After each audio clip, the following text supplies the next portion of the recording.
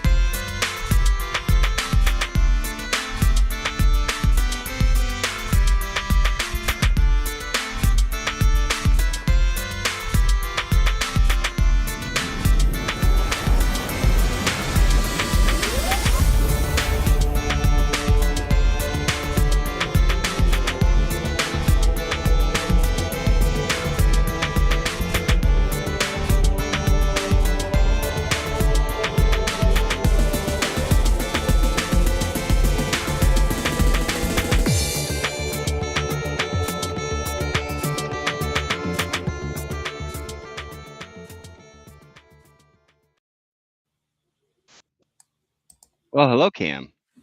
Good evening. How are you doing this evening? Not too bad. Oh, okay. Looking forward to the show. Are you? Yep.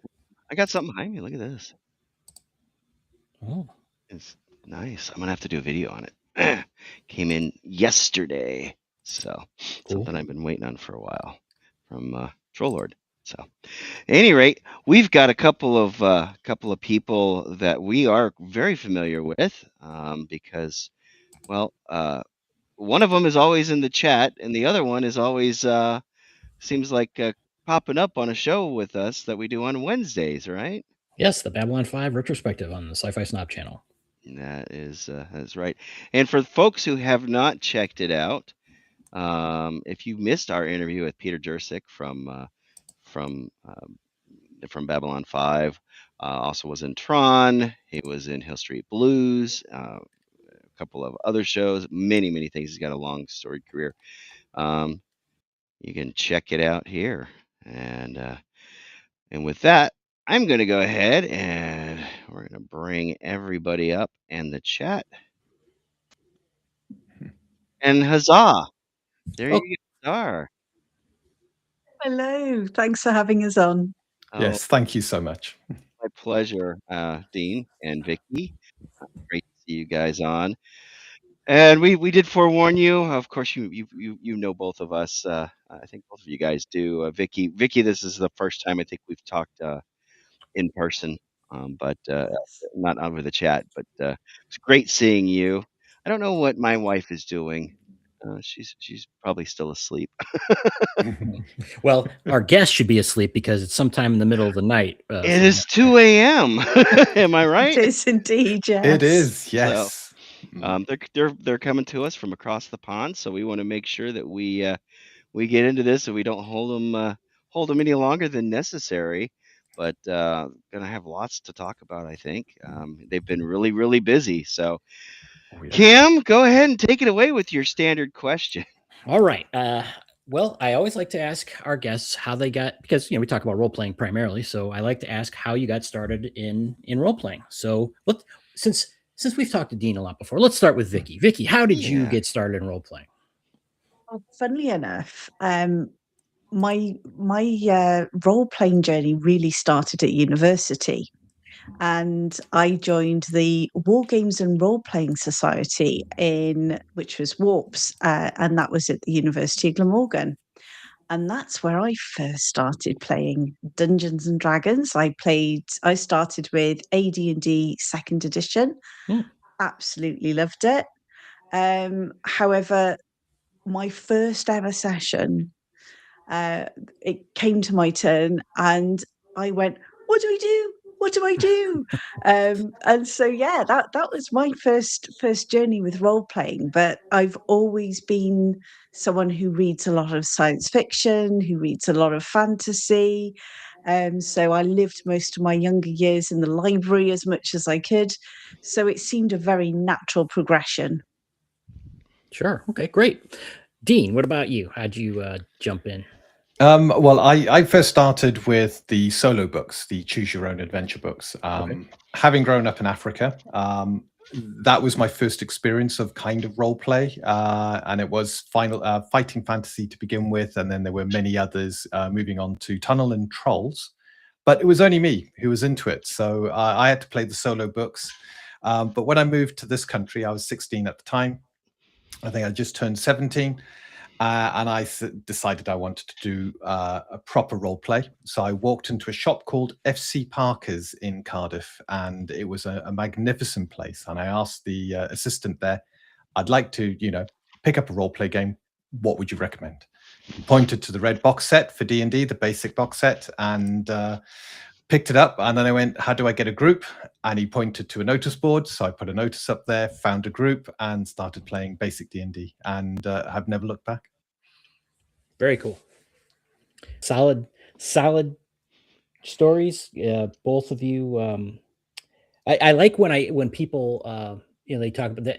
Well, you had to kind of search for it a little bit, right? It took a little effort. It was, I had a similar experience, where it was like, this is something I heard of. It's like, well, this sounds really cool. And it's not like today when you can just, find a game anywhere online or even in person. Yeah. It took me about a year or so to actually get my first game in myself. So right on. That is awesome. It's kind of cool that that you guys got into it independently of one another. My wife and I were kind of the same way. She had played long before she met me. So that was kind of was kind of cool. Lily. No, that's okay. Oh, you've got a Lily? My Lily is a little bigger and doesn't like cats. So yours is one. Yep. Oh, we've tried socializing her with cats. That does not work out well for Lily. Lily usually, she's big. She's a bigger dog, but she's usually on the losing end of those battles. Mm-hmm. Oh, this poor thing. But why don't you guys give us the top line of your company and your current endeavor, and then we'll delve into it. Yeah. Well, we're Everae Games, and we are the creators of Untold Destiny. It's a game that Dean has been working on for many years, but I'd say we've been seriously looking at taking it to market for the last 4 to 5 years, where we've really gone, actually, this is marketable and we're going to take it to market. And we're working on our first adventure. We've decided to launch with a complimentary adventure, so it'll be free. And that is coming along quite nicely now. We've got to the point where we're editing, we're pulling in all of the artwork. We've got multiple artists working on it. So that's what the focus is at the moment on the actual game side. In the background, Dean is finishing off the Games Master Grimoire. The Adventurer's Guide is done. I just need to edit it, which will be great fun. But we're also doing an awful lot, aren't we, Dean, on YouTube and stuff like that as well? Oh, we are. We have a thing called Indie Spotlight, where we encourage other indie creators to have a chat with us, and we just ask them a load of questions, just let them talk and really share their insights into their games. And it's one of these things, since joining X especially, and really taking what we're creating with Untold Destiny onto the road, we have met a lot of other very, very clever, very creative creators. Yeah. And we want to celebrate them all. And I think it actually started with a computer game called The Secret of Weepstone.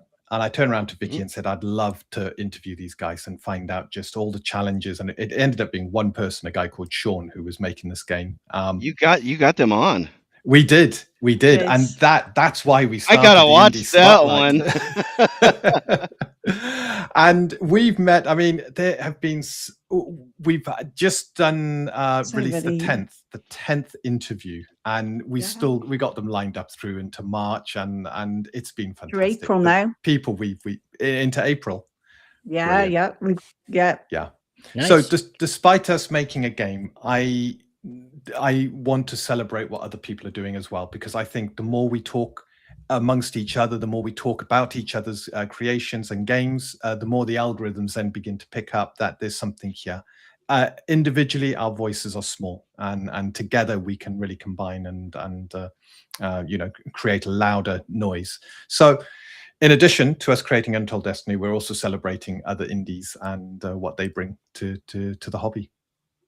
Yeah. So Edgelord is asking what the name of the game was. I'm not sure if he's talking about yours, which is Untold Destiny, right? Yeah. Or Weepstone. It might be talking about Weepstone. Which I have it. I haven't played it. Has it come out of demo yet? No, it's still in demo. They've got demo. a way to go. They're aiming, or Sean's aiming for the end of this year, but I think his view is he wants to get it right. So if it isn't the end of the year, that's fine. It'll go into the following year. But he's been working long hours on the game. He's still nailing down a few points here and there. What comes through on the game they've done is his absolute love of the classic D&D era, the basic box set. And he's making sure that kind of, it's the feelings that come across rather than the mechanics. So things like THACO, which can tend to confuse, people, newer people to that kind of genre. They've decided not to do it. To keep it simple, but then a lot of the other charm you've got, that's all brought in a little bit of humor, but it is a real, it's his love of basic D&D is obvious when you play the demo. Yeah. Well, let's Jeff, if you don't mind, if I kind of delve into. Go ahead. So that was one thing I've been catching. Dean, since you've been a guest on the Babylon 5 show, and mentioned your game earlier. I haven't learned as much about it as I'd like, so I've been catching up the last few days. And the one thing, you just mentioned about basic D&D and that it seems like there has been kind of an explosion with the OSR movement and all of that. There's a lot of people that have been kind of focusing on that sort of thing, and a lot of them doing a great job with it. Again, the nostalgia and just the the simplicity and all the things that are great about basic D&D. But in from what I've understood about your game, you're not exactly shooting for that, where a lot of people are going. You guys are doing something a bit different, and maybe if you could kind of explain your starting point for your design philosophy, and then maybe going into a little bit about how your core mechanic works, and then we can kind of go from there. And of course, feel free to insert anything, that you want to say about it. Okay, who would like to kick this off, Vicky? Me or you? I think you should. At the end of the day, kick it off. Where'd you get inspired? Your maths and everything you've worked towards. You need to talk about this bit. Okay, so our tagline is classic roleplay reimagined, and it is that because I love classic roleplay. But when I talk classic roleplay, as much as I've got a real love for basic D&D, I've done a little bit of first. Second edition was when I really fell in love with D&D, AD&D. And what I took from that was things like the skill system they brought in, the proficiencies, the complexity of characters. It was the start of moving towards a very character focused. When you look at basic D&D and AD&D, things are very much they don't really focus on the character as much as they focus on the stuff happening in the world, and then you kind of jump into that. You do dungeons, you come back to a base of operations. If you lose a character, it's like, oh well, let's get another character. Characters would die within like a bad dice roll, and I never liked that when I was playing, because I always felt a player puts a lot of time and effort into a character, so that character should have it's unfair to the player who's spent hours of time creating a character, investing time in it, to suddenly lose that character because of one dice roll. Yeah. So I took what I liked from that classic age, and then I added the bits that would allow the character to have a lot more depth than they would normally, but avoiding certain things. So one of the things I tried to avoid is 3.5. And 3.5, as great a system as it was, it defined everything too much. The skills were just too prescriptive. And the numbers went from low numbers to big numbers to even bigger numbers to, oh my God, these numbers are so huge. And it just, it was a nightmare. No epic to levels run. there? You didn't like epic levels? Cloud walking? God. And yeah. I think we did one campaign that did go into epic levels, and I rewrote the attack matrices. The attack, I introduced attack matrices because the numbers were just too big, and it was kind of clumping them together so that, you know, if your attack rating is like plus 40 or whatever it happens to be when we were in these epic levels, it wasn't automatically hitting regardless. You know, it kind of, it created more of a curve in the numbers. So you're beginning to see a bit of an insight here, which is I house ruled every single system I played. And the last and the last one that we played was, that's the beginning. That's always the beginning. It is always the beginning. The last one we did was 5th edition. And as much fun as I had, 5th edition lacked a lot of the depth that I wanted. I brought in things like at levels 5, 10, and 15, you got to pick another bit, another proficiency, or you pick a weapon and you could use that weapon. So stuff that would allow your character to develop further. In the meantime, I've been looking at creating a game called Untold Destiny. It was the science fiction version we were looking at first of all. And this is going back, Vicky and I had a chat about this to try and get the dates right. And I couldn't believe it's going back to about 2006. So about, what, 20 years ago? Yeah. And we started just looking at systems because, of course, that's the height of 3.5. So all systems were big numbers. So we were playing with different dice tricks. We loved Shadowrun, so we were looking at the D6 systems. We were just like messing around, trying to figure out what kind of system we wanted. And then, unfortunately, I kind of fell into a bit of bad health, ended up with pernicious anemia that took ages to identify because our NHS is just woeful. They changed all the goalposts. So whereas I should have been immediately picked up as having incredibly low B12, I wasn't. And we had to push for that. And then on top of that, my thyroid, I've got autothyroid disease. So it took a long time for that to be picked up. So with all the bad health I had, things kind of got put on hold. And then we started to figure out what was wrong with my health, got me back on track. And that's when we just kind of took off. I stabbed him. I actually stabbed him. We got so fed up of waiting and people telling us that he just had to learn to live with it, because they actually put you into the chronic fatigue syndrome bucket. Right. And they told us just to accept it. And I wouldn't. And neither would Dean, because it was obvious there was something wrong. And I actually went and got a home blood test kit. And I stabbed him in the finger. And he hates anything needle-wise. He's the biggest. He was like, no. But we did it, and we actually got him diagnosed ourselves outside of the system and got him the treatment he needed. So yeah, good for you. That's some real wherewithal. I'd reached a point where a specialist turned around and said, "You got CFS, live with it." And when I was like, "No, there's something more," they went, "Here's some support material." You go join the support. That was group, it, right? Yeah, that was it. And I was like, no, I'm not having this. But anyway, once we got that sorted out, my health kind of jumped back, my imagination kicked in, and I was there thinking, right, we're going to do Untold Destiny, and we just started playing the with 5e. Yeah, and I was then at the point, the number squish, absolutely loved that. The way the skills kind of worked, I was like, okay, it's okay, but it needs a bit of work. I'd already started house ruling a load of stuff within 5e. But I thought, you know what? We've got a decent framework here. I can make this work with a little bit of compromise, but I think I can really change. And it means I'm not recreating things. Well, this is where I'm going to interrupt you. This is where we were like going, well, we won't completely reimagine a system and stuff like that because we tried different dice and stuff. Yeah. We might just create stuff for 5e.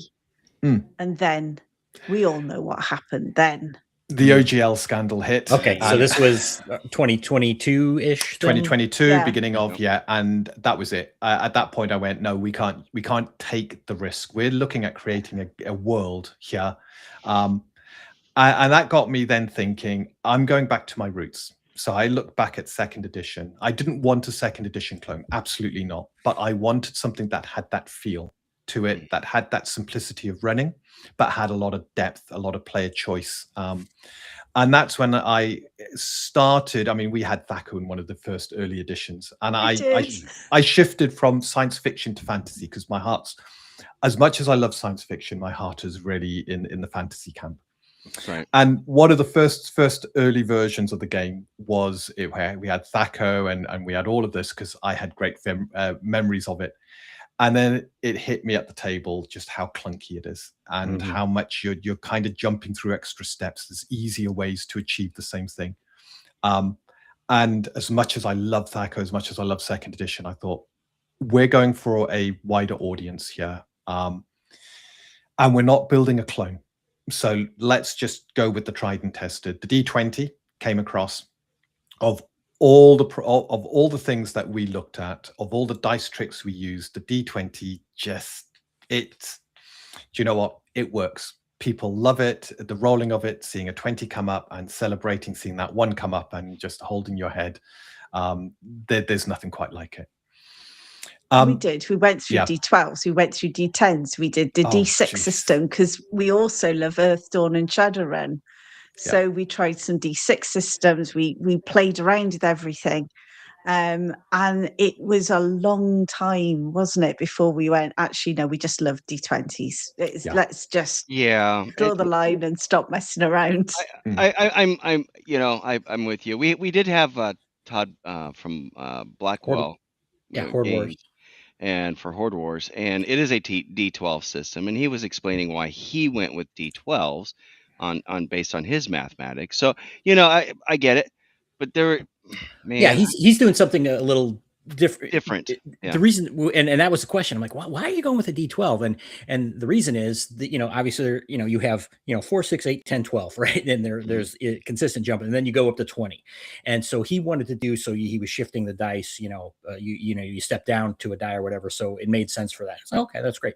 Now your system, and I'd like you to explain this a little bit about, you're using, correct me if I'm wrong, it's kind of like a super advantage disadvantage system, right? It's not just that. It's you have multiple dimensions, but you go ahead and you explain it. You could do it. Okay, absolutely. At the designer to go with it. At the core of our system is the multi D20. So what I've tried to do is make sure the maths is as hidden as possible, but that you don't end up in the situation where I can't miss, I can't hit, that kind of thing. So we're a very skills-based system, because I feel the more defined a character is, the better the player relates to the character and the more of a presence it has within the fantasy world. That said, you don't want to be overboard with that, because then you just bog down and all you've got hitting you on numbers. So I wanted to try and get rid of a lot of the numbers. I wanted to convey how good your character is, the strengths and weaknesses of that character, in a fairly simplistic way, or straightforward. Vicky doesn't like it when I say simple, so we stick with straightforward, a very straightforward way. It's not a simple system. It's got a lot of depth, but once you've picked it up and you've played it, it's very easy to adapt to, because it actually makes sense. And for what I love about it is, and we did it on a Tuesday, we do a sit down and we go through our mechanics, and Dean will actually show you all of the spreadsheets and everything where he actually worked out, because it is basically percentages. It's all based on percentages, but it's all hidden, and it's all because of the D20s, and it's really simple. It is, if you're not trained in something, you roll 2 D20, you take the lowest. If you're proficient in something, you take 1 D20. If you're an expert, you take 2 D20 and you take the highest. Okay. And if you're a master, it's 3 D20 and you take the highest. And You can also focus, which will give you another d20. So the maximum you can ever roll is 4d20 and take the highest. Now that actually, if you look at the maths behind it, is really in depth. But at the table, you know what you get to do, and this is from a player's perspective, you get to roll dice. And I like rolling dice. And don't we all? And that's the thing. We've this whole design has been about what we want to play. And even though our cats are just destroying the whole house. Sorry. That's all right. They're like, Mommy and Daddy's up. What are we going to do? We're going to destroy everything. But yeah, we love playing, and I love rolling dice. And that just, it didn't start off that way. It actually went that way during playtest. The more and more we did, the more and more we explored this multi D20, and it just works really well.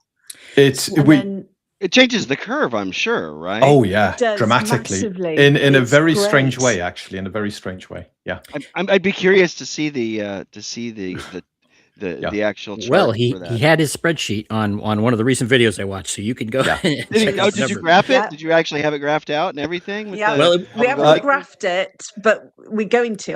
We're going to graph it. We're going to do a whole thing about the maths behind it, because you've now got, you alluded to the fact that there's another dimension. And before I move on to that, one of the early editions we had your attribute, standard sort of attribute array that you get in 5e, added to a number that was based on your proficiency with the skill. Okay, so it's fairly standard. You roll a d20 and the 2. We've dropped the skill number and replaced that with additional d20s. So what you've got now is you roll your d20s and you add your attribute. There's no other maths in between.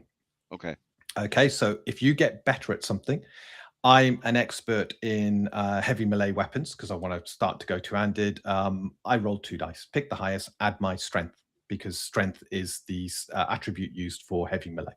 Sure. And it means everything works like that across the board. So if you're making a saving throw, your class will dictate what your saving throws are. And saving throws are done in 2 ways. One is you save against a type of attack. And this is something I brought across from 2nd edition because I absolutely love it. You'll save versus death magic being the classic.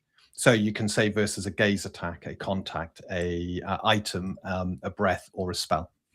And your class will dictate how many d20s you're rolling. So if you're really good, wizards are typically very good at resisting spells.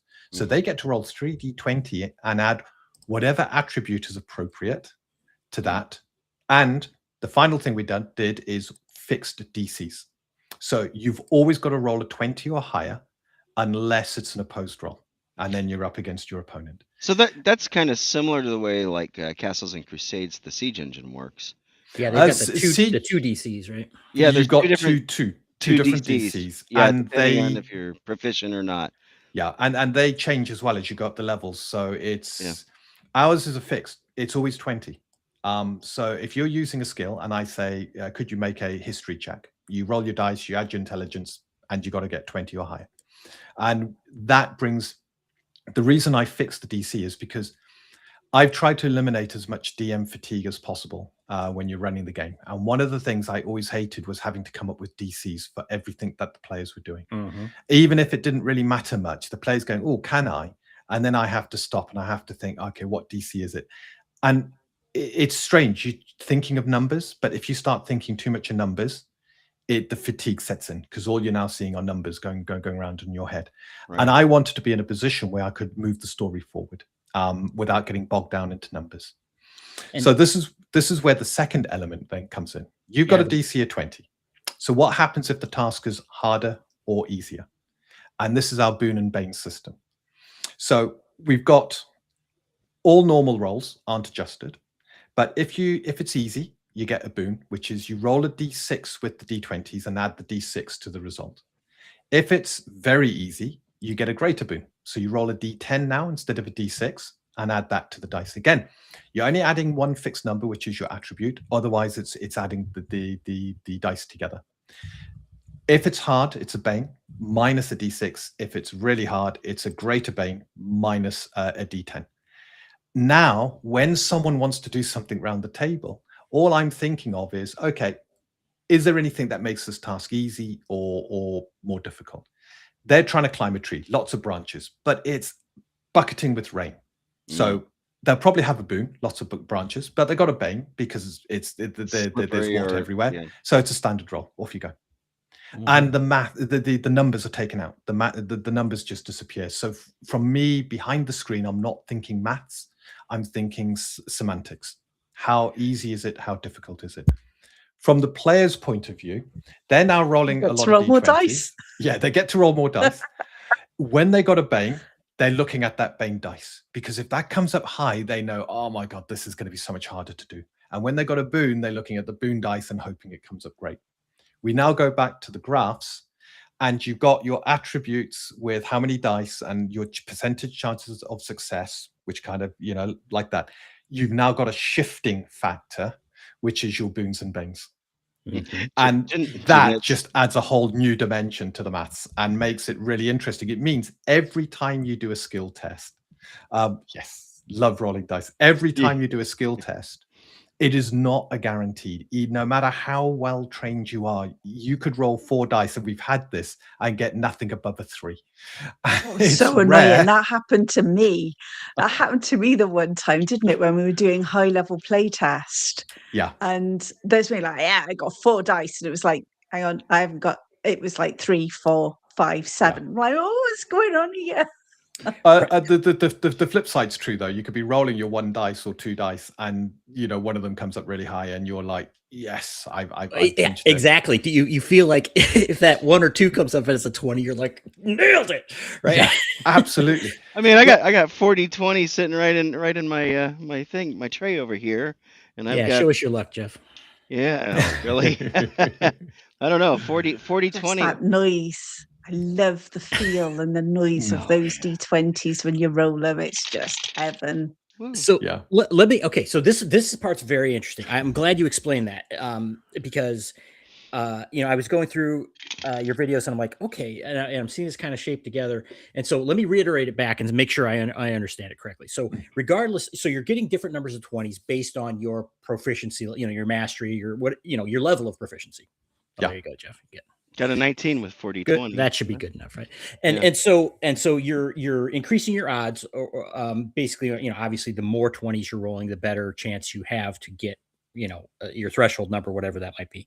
But so in the end, though, you're only going to be, well, maybe I'm not exactly correct. You're going to be in the end. You're adding a 20-sided die roll, your most favorable or least favorable, depending on if you're below, and then your attribute score. And then is it just 1 boon or bane that you ever have, or it's just 1 boon or bane. It's like a pendulum.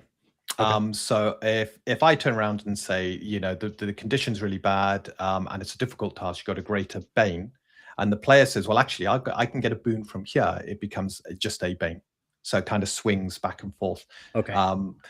So yeah. So could you you were saying about, for example, the rain and everything. So if you had I'm just the one. If you have give us 2 a scenario, if you have two boons, that equals a greater boon. Is that right? It's a boon. Okay, just 1 boon. Okay, so then just the 1 boon. Yeah. How do you define the greater boon versus boon then? It'll come down to whether something is incredibly easy or very, very difficult. Okay. So typically you'll be in the banes and boons area, but it's. I wanted something that was just that little bit more granular for those extremes. Sure. Okay. But you again, I just want to make sure I got it right. If you have a greater bane, a greater boon, there's something like you said, handholds that are really great. But then you have something unrelated to the handholds, like rain, you said, and that's a regular bane. Then it downgrades the greater to just a regular boon. That's right. Okay. So it'll downgrade it by 1.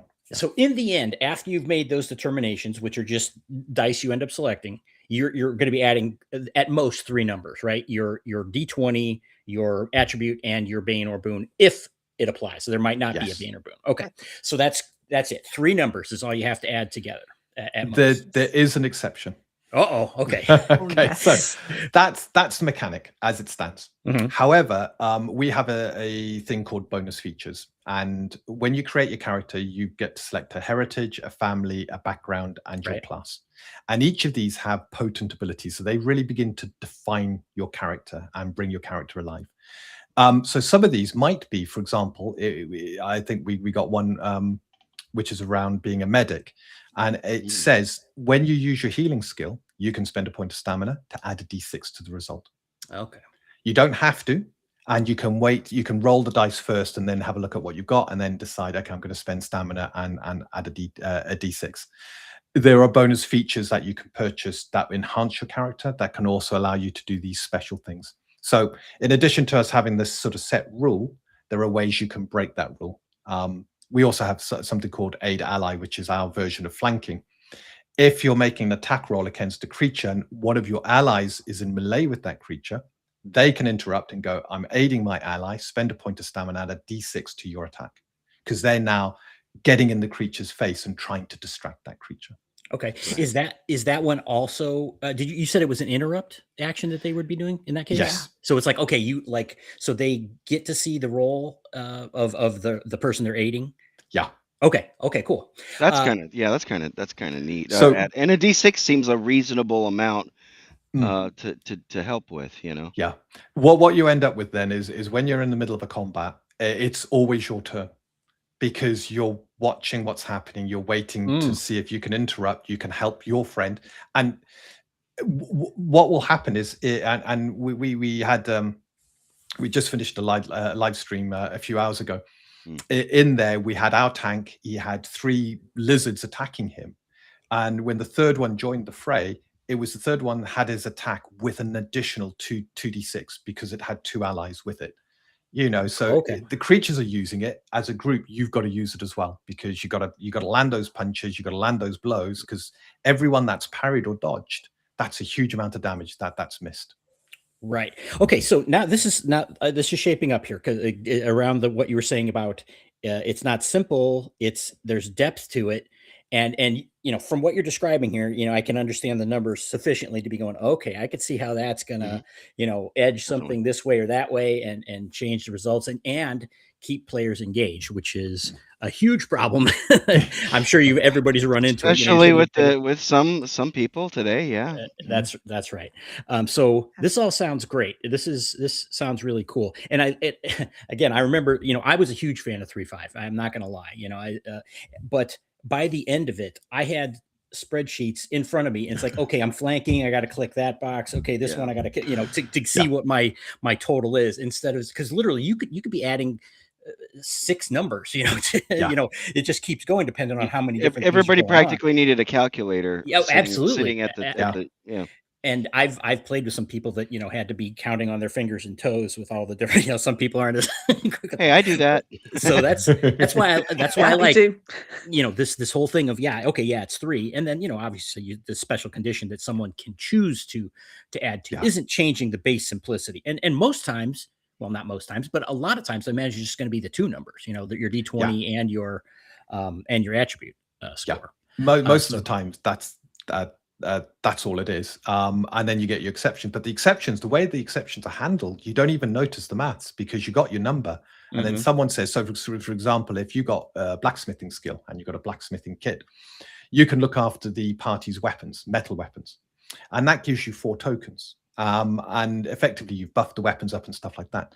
Your warriors having an attack and they've rolled okay, but it's not great. You can say, right, I'm spending a token, add a d6 to your attack now because I've looked after your weapons, so I made sure it's extra, you know, able to penetrate the enemy's defenses. Yeah. Okay, very cool. Okay, so I like, again, I'm not trying to bash anybody. I like a ton of the products that have come out. You know, I just love different game systems, and I've not heard of anybody doing it like you're doing this so far. You know, I mean, obviously it has kind of the same base mechanic as advantage and disadvantage, but like I said, you know, you're supercharging it and making it, you know, more throw broad. A third and you're rolling 3 d20s or you're rolling 4 d20s or you've got this +6 because you're helping, or and it's not or- just circumstantial, which is what advantages and disadvantages is circumstantial. You're going beyond that and making it's part of your character. You're rolling 3 because you're really good at this.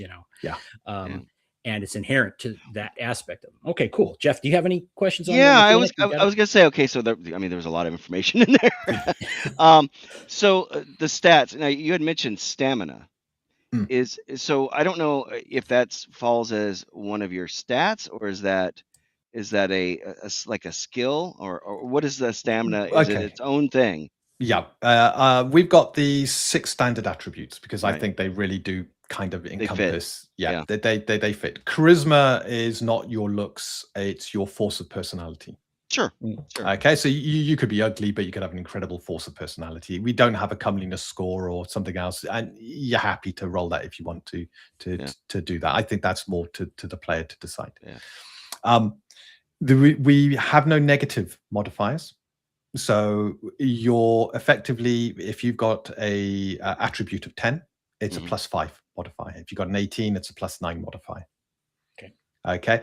And yes, I could have had attributes that just went from 1 to 10, but I love the 3d6. Huh? Yeah, I know. I love the 3d6 rolling.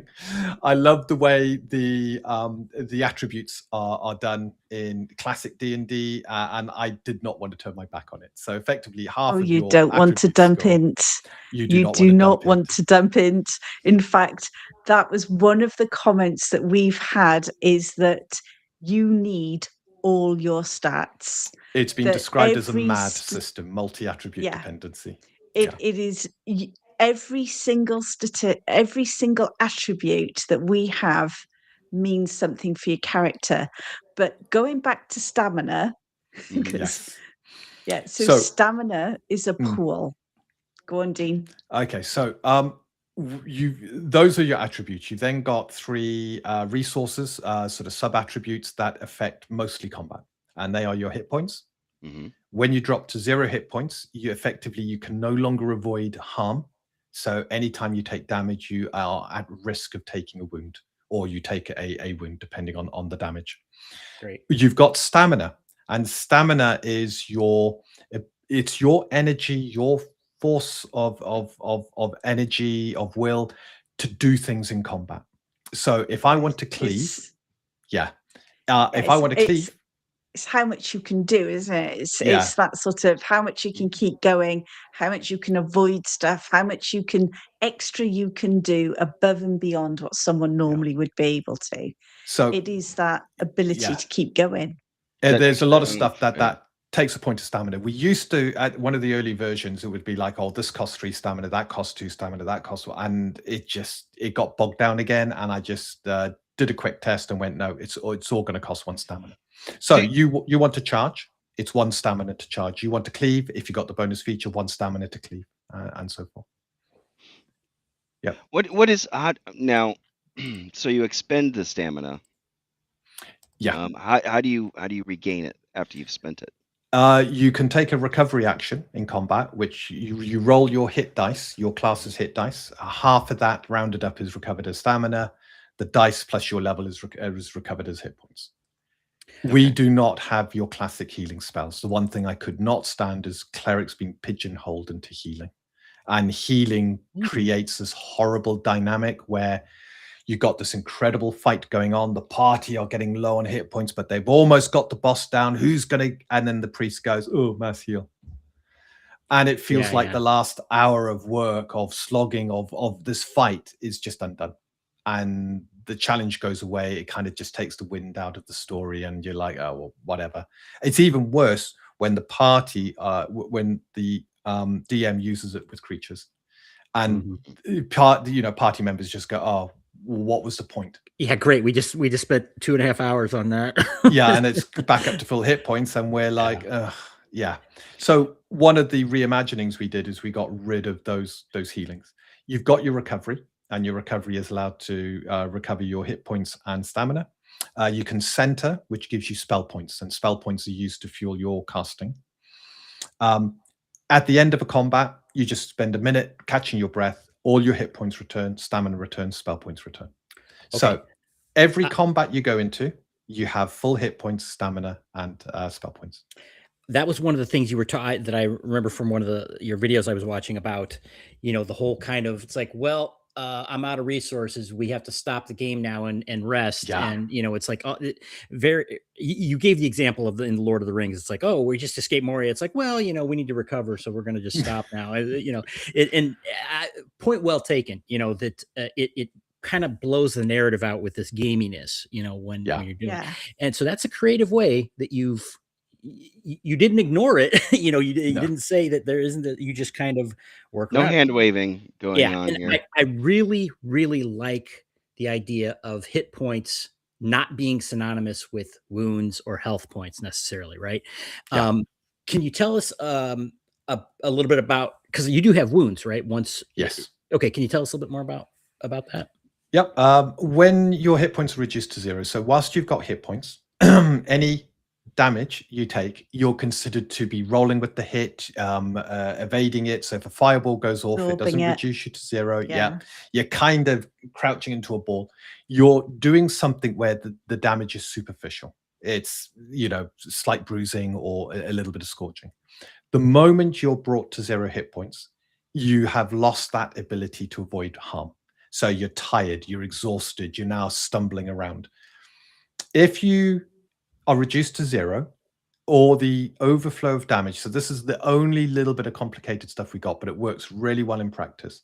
You're reduced to 0, but you're still under your wound threshold, which is a quarter of your hit points as overflow damage.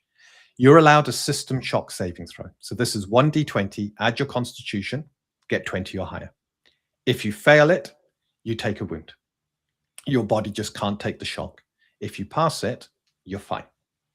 If the damage goes to your wound threshold or higher, you automatically take a wound. If it's double your wound threshold, you take 2 wounds. So this means armor is really important because armor can mitigate damage. It can reduce the damage you're taking. Right. When you're reduced to 0 hit points, even a recovery might be enough to prevent you automatically taking a wound and being able to save against taking a wound. And it's a little bit of subtle maths. It only really applies when you drop to 0. But boy, the fear you see in a player's eyes when they're at 0 hit points and they're trying to work out what can I do to make sure I don't take a wound. Because once you, I was going to say, once you're at 0, you're not down yet. No, you're not. You're still up. Okay.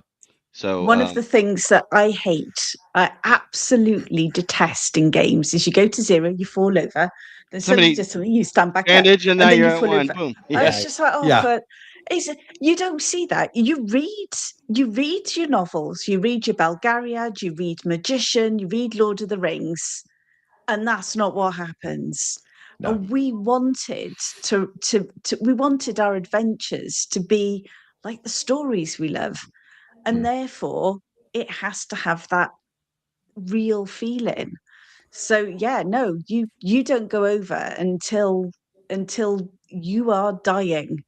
And when you fall over, you just pass your character sheet over to the GM because 5 wounds and you're dead. No resurrections, no raised deaths. There's no raised deaths. Yeah. Death doesn't happen fast unless you fall. Yeah. So it's the scale of getting closer to death. So the player's always got that element of control to be able to decide how their fate goes. Vicky, do you want to talk about the one player who had an opportunity to heal, and what did she do? So we were in a game and we were up against it. It was a very hard fight. And she was quite low on hit points. And at the time, I was actually quite good at applying first aid. So I said, let's get away, move over here, and let's apply healing. If I remember rightly, she had actually dropped to 0 and taken a wound by then. She'd already taken a wound. So we backed off. We were trying to apply healing. At the time, some of the... it was before we had some of the easier mechanics that we've got now. So healing was actually quite difficult when you were trying to apply first aid. But instead of staying behind this bush with me, instead, she decided to try and take out the big bad, and she stuck her head out because she was a mage. So of course, mages are squishy. They're still squishy in our system, and then promptly decided to chuck a spell at the creature, who then ignored everything else around it and came straight for her. Yeah. And it was literally 2 rounds later, and unfortunately, she lost her character, and it was absolutely awful because you do get attached to your characters in Untold Destiny because of how in depth they are. You do get attached to them, and you don't want to lose them. But once you hit that 5 threshold, once it almost cascades. The more wounds you take, the faster you end up hitting. Yeah, it's a those perceptual 5. thing. You take your 1 wound, you Yeah. think, yeah, I've got 4 more. Then There's you only take a- 2, there's only you're a now flesh down wound. to 3. Yeah, and then you're taking your 3rd, and you're like, oh my god, oh, hang on, what? 2 more, and that's it. I've lost my character. So is Yeah. is there a fixed number that's the same for everybody, or is it based on one of the Yes, 5. stats? Or No, it's five 5. wounds? Okay. Yeah. Yeah. Your constitution has quite a big bearing. It gives you And your our hit your points. starting hit points are based mostly on your constitution, and then you get your hit dice per level. So it goes up a little bit per level. So you start off with a lot more than you would in, say, something like 5th edition, but you end up with a lot less than you would in something like 5th edition at the top level. Okay. And then damage scaling is our Flattens. big differentiator for levels, But- rather than a number that keeps going up for your attacks and ACs. But you said the system shock is based on that's going to be determined whether you take the wound, though, right? Is so long as the overflow damage is lower than your wound threshold. Yeah. Okay. The moment you take overflow damage, that's your wound threshold or higher. There's no save. You take a wound. Okay. So Now- And that's why yeah. it can swing quickly, but you can still do recovery actions to regain hit points, which of course means that you're less likely to take overflow. You've also got first aid, which means that you can actually apply first aid and help yourself. Okay, admittedly, we haven't got clerics running around doing large healing spells, Right. but we do have certain things. We've got some halos, and we've got what we call trickle healing that you can have certain characters can do. And that can just be the difference between your character taking a wound and not taking a wound. But we don't have this, going from 0 right the way back up to full hit points in a round. That's not going to happen. We've got Yeah. a question from Davina Duckworth. Can characters lose limbs, eyes, etc.?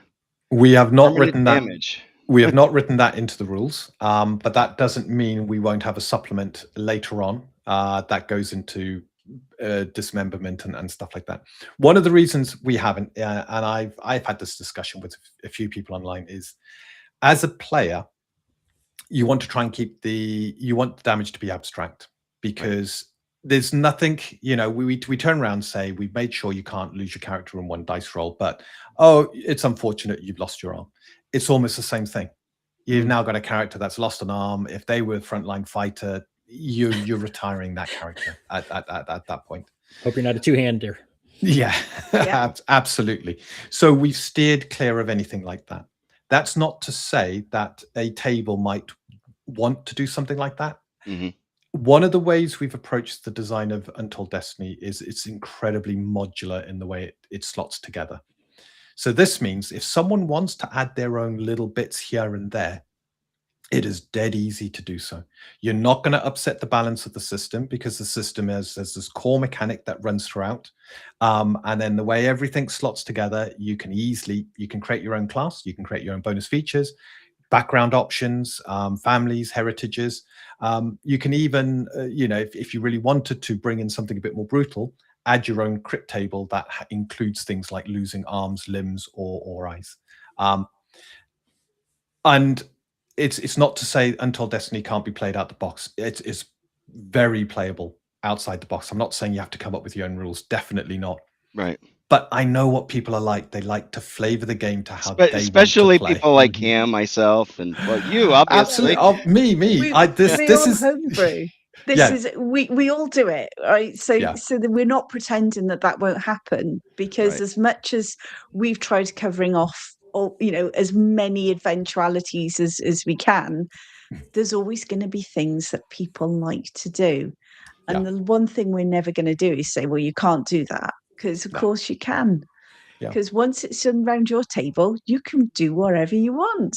So this opens the door for another question that Dean might be seeing where I'm going with this. What if somebody wanted to produce a third-party material for your system? We know, obviously, what happened with the OGL. We already talked about it earlier. What are you guys? How are you handling that? We will have a sanitized version, all of our IP for Kaseya taken out of it. And it will be a set of rules released under Creative Commons, with guides on if you create third party with it, make sure you reference us, etc. But otherwise, you do so with our blessing. We're not looking to license it or anything like that. It's, you create You're product. not some evil wizards on some coast. Oh God, no. And, No, the more people use our system to create their own content and hopefully sell it, and the more exactly what Davina's just said. Exactly that. The more popular the game becomes, the more we benefit, because you'll be more likely to buy our stuff as well. Absolutely. And quite frankly, we said when we went to the UK Games Expo in 2024, we got asked something very similar. And we said, well, we want you to create for our system. Oh, yeah. We want you to. And we want to give it back to our community. It's the same reason we're doing the stuff with Indie Game Spotlight. We want people to play. And we want people to play our game and other games and indie games. Because that's where the passion is. All of the you look at everybody that you've ever spoken to, what's the one thing you'll say about them? Everybody is passionate about their system. They've poured their life into these systems, their imaginations, everything. So why are we going to stop people doing that? No, there are people in our chat right now that I know have systems that they're working on, and I'm not going to name any of them. I'm not privy to do that, but if you want to join us for Indie Game Spotlight, you're more than welcome. I'm working on getting them on my show first. That's fine. You can have them share first, them around. But if they want to do so, you know what? That's exactly what my goal is with this stream is to put that spotlight out on anybody that I find interesting in the tabletop or adjacent type of thing. I had a long conversation with somebody who they're in the gaming adjacent aspect. I talked to them till like 5 a.m. this morning. And he's got a YouTube channel, but it's Paint Minis Live. I don't know if you've ever heard of him or not. But he's a regular on Bill's channel. He knows Dungeon Delver. And I mean, I still have minis where I was showing off my pathetic excuses of, and I don't play with minis on the table. To me, it's just it's a thing, but he's passionate about doing, miniatures. And I'm like, I got to get you on at some point, dude. I don't know how Cam's question is going to work, but it's, and that's what I want to put a spotlight on, these people that are doing all these wonderful things in our hobby. Oh yeah. And just like you, and I told Cam last time I talked to Cam, I was like, man, if you run across somebody, let me know. Hit them up, and we'll get them on, or all. If you don't want to, you just give me their name, and I will reach out. I have no bones about it. So. Well, we've actually got a list that we keep on X. So X has got somewhere where you can put lists. And what we're doing is we've made it open to anyone. If they've got an indie game or they're an indie creator, they can go on this list. And, it's growing all the time. And so if anybody is on X and wants to be added to the list, all they need to do is say, "Oi, add me to the list," and they'll go on there. So the whole point of this is to make people easier to find, because sometimes it can feel like you're shouting out into the void, because we're all so tiny. And I think it's great to get out there. Yeah, collabs work. That's for sure. It's a good idea. It's good for everybody. Absolutely. Jeff, you were talking about the minis, and if I can ask Vicky and Dean here about how do you guys or is your game designed in mind to be flexible with this, or is it best with if you're using a battle map and miniatures? It can be used with both. Okay. So we did Theatre of the Mind with rough drawings, and that works perfectly fine. So a lot of the language got changed to allow this. I didn't want to assume people understood, something within 5 feet and stuff like that. So one of the big changes to language we had was melee. You enter someone's melee, you're next to them. You leave someone's melee, and that would trigger certain things like opportunity attacks. And we avoided anything like, what was it? Things like, you hit every creature within 5 feet of you. It would be, you can target creatures within melee of you. So it's very similar, like with systems like Shadow Dark, where it's close, near, far. Yeah. We haven't gone to the point of having the near and far, but we do have the close, which is effectively our melee. Yeah, So It's when you're doing ranged would be the far, exactly. that type of stuff. When you're doing Theatre of the Mind, it becomes, I'm approaching a creature, I'm entering the melee. I'm going away from a creature, I'm leaving the melee, rather than 5-foot steps and stuff like that. We don't have 5-foot steps or anything like that. Our spells are still ranged spells, and our ranged weapons. So we still use feet and stuff like that, because people can imagine. Yeah, like that. See, we use. I can't think in meters. We do. Well, except for radio. I can't think in meters. I can't think in meters either. So you're all right. To me, a meter is basically a yard. Yeah. That's how I could think of it. I'm like, okay. A meter. Yeah. Okay. I can't think in miles or kilometers. I just think in leagues. Really, Cam? 20,000 of them, maybe under the sea. Tolkien used leagues. If it's good enough for him, it's good enough for me. Yeah, absolutely. Well, let's do a fortnight and fortnight journey. Well, if I could return to one other question, I was watching your character creation video, and you rolled your stats, and I think you had, the lowest one was an 8, and you were going through, and you I think you put 8 in intelligence, and I was like, what? It wasn't intelligence is a dump stat. Well, it was Master at Arms, I think, was the class, and you're going through and you put high, I don't remember exactly the number, but you put a higher number in charisma. I'm like, what are you doing? Charisma is your dump stat, right? But so okay, and this is a little bit of a joke leading up to it, but I believe charisma was what determined their stamina for that class. Is it for all classes? Yes. Okay, because that's your will, it's your force of personality. Okay, there you go. So that's your to keep going on. To kind of you could have 2 people that are really strong and both have the same constitution, but the person with the greater force of personality will keep going longer, and it was to represent that. Okay, that's just you might have said it and I glossed over it, but I just wanted to. That was something that stood out to me as particularly interesting. And of course, not having a dump stat of any kind is good. That's also neat. That it's like, you don't want anything to really be your dump stat, which makes your choices all the more important. Yeah, it's actually turned out dexterity is probably the closest we've got to a dump stat. Even though it's still really important. Okay, this brings us into another subject. Unless you want to do dodge, unless you want to dodge, in which case dex is really important. And there is, I'd say dex is the one that you can get away with more than any of them. That's right. That dex was the one you put the 8 in for that example, for that character. Okay, so let's explain that, because you kind of mentioned this, but is because you have your fixed DC, which is for combat as well, right? But most of combat is opposed. Oh, okay. Well, that's another whole question there.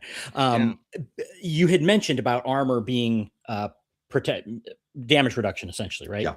Okay. Do you want to just kind of touch on that? So, and maybe the opposed thing too, because we can understand a little bit more how combat works. So within combat, when you make an attack, you roll your skill. So it's your multi D20s plus any other modifiers like boons, banes, and etc. plus the appropriate attributes. So strength for big 2-handed weapons. You get to choose strength or dex for medium, and then dex for light weapons. That total is your potential to hit. So if I've rolled and I've got a 22, unless if the target does nothing, I've hit the target regardless. So the target now has the opportunity. They got to spend stamina to do so, to either parry or dodge. Okay. Dodge is probably the best defense, because you can dodge things like spell attacks and stuff like that, whereas you can't parry a spell attack. A spell attack just needs to hit your armor or your shield for it to effectively jump from the caster to the target. Sure. Dodging is effectively getting completely out the way. So the person defending now gets to roll their defensive skill, and if they equal or exceed your attack skill, they've won, because at the moment you haven't hit, and if you tie, the status quo. Let's say you won't hit. So that's the first step. If I still hit, so you can't parry, you can't dodge, or you're out of stamina, in which case the only thing you can do, you can't even parry, is you can attempt to dodge, but you've got to roll 2 dice and take the lowest. So it's like you're untrained in dodge because you're exhausted, and add your dexterity. So it's a really bad dodge, but it's your final line of defense. So I've hit, you've been unable to defend. I can now deal damage, and I pick up. This is where you get a lot of dice, and the players have told me straightforward multiple times that I cannot reduce the number of dice that they roll for damage. And he was. We got to a point, and he was like, "Oh no, I think I need to reduce the number of dice." We need a number squish or something, and it was like, no. So we like rolling dice. Yeah, a spellcaster typically will start rolling 3 dice for their spells, potentially 4 if they do like an empowered meta magic, and then there's a possibility of rolling a 5th if they've done some nice tricks. The dice numbers, they cap at around about for spellcasters at around about the 13 dice mark at the extreme. So typically at high levels, you're going to be rolling around the 10 dice for your damage and stuff like that.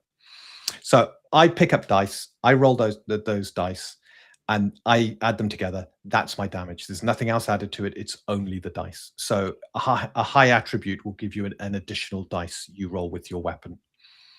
Spells have a lot of dice. If you are a rogue type character, you have what's called a vital strike, and it was to get around needing things like your boons to land a sneak attack. And I looked at where rogues fitted, and rogues are your specialists. So similar to how you'd have a sniper that could land that bullet right in the right place, or you have that, the ninja who can hit the right organ. Your vital strike is that. Once per turn, you can do a vital strike, and you can deal a ton more damage on top of that. So they're the single target damage dealers. So you've got your big set of dice. You've rolled your damage. You've got damage of, say, 20. It might be piercing damage. It's damage that targets. If it's damage that targets you, so in other words, it's not area damage, you have to be selected as a target. You can now use your armor to brace against the impact. So what this means is your armor, all armor has a rating from 2 for Gambian armor all the way up to, I think it's 14 for full plate, or 15, sorry, for full plate. Wow. Okay. Yeah. You roll a d20, add your rating. If you get 20 or higher, well done. You've now got resistance to the damage coming in. It's resistance, same as it is in 5th edition, which is you halve the damage. If you've already got resistance, you don't brace against it. You're already halving the damage. But if you haven't, you get to use your armor to gain resistance and halve that damage. And that can have a big impact to how quickly your hit points disappear, given that damage can be incredibly spiky. Okay, so, say that one more time about how armor provides resistance. So armor has a rating, and it'll go from 2 up to 15 for the very best. When you brace, you spend your point of stamina because you're now taking damage. You say, I'm doing a brace test. You roll your d20, add your armor rating. If that is a 20 or higher, you've successfully brought your armor to bear to brace against the incoming damage. Okay. You gain resistance to that damage. So in other words, resistance is you only take half the damage from that damage source. So you're rolling opposed to the attack roll.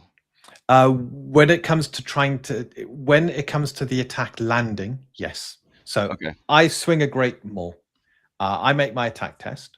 My target needs to either parry or dodge it. If they don't, my attack now hits. I now pick up my damage dice and roll damage. And now they got a chance, if they want to use their armor to attempt to resist that damage, reduce it by half. Okay. Well, that's kind of interesting. So it's kind of it's an opposed roll if they hit. You know, because that was one of the things that, well, you know, your AC is whatever, and you attack, and well, you hit, period, and that's like, you know.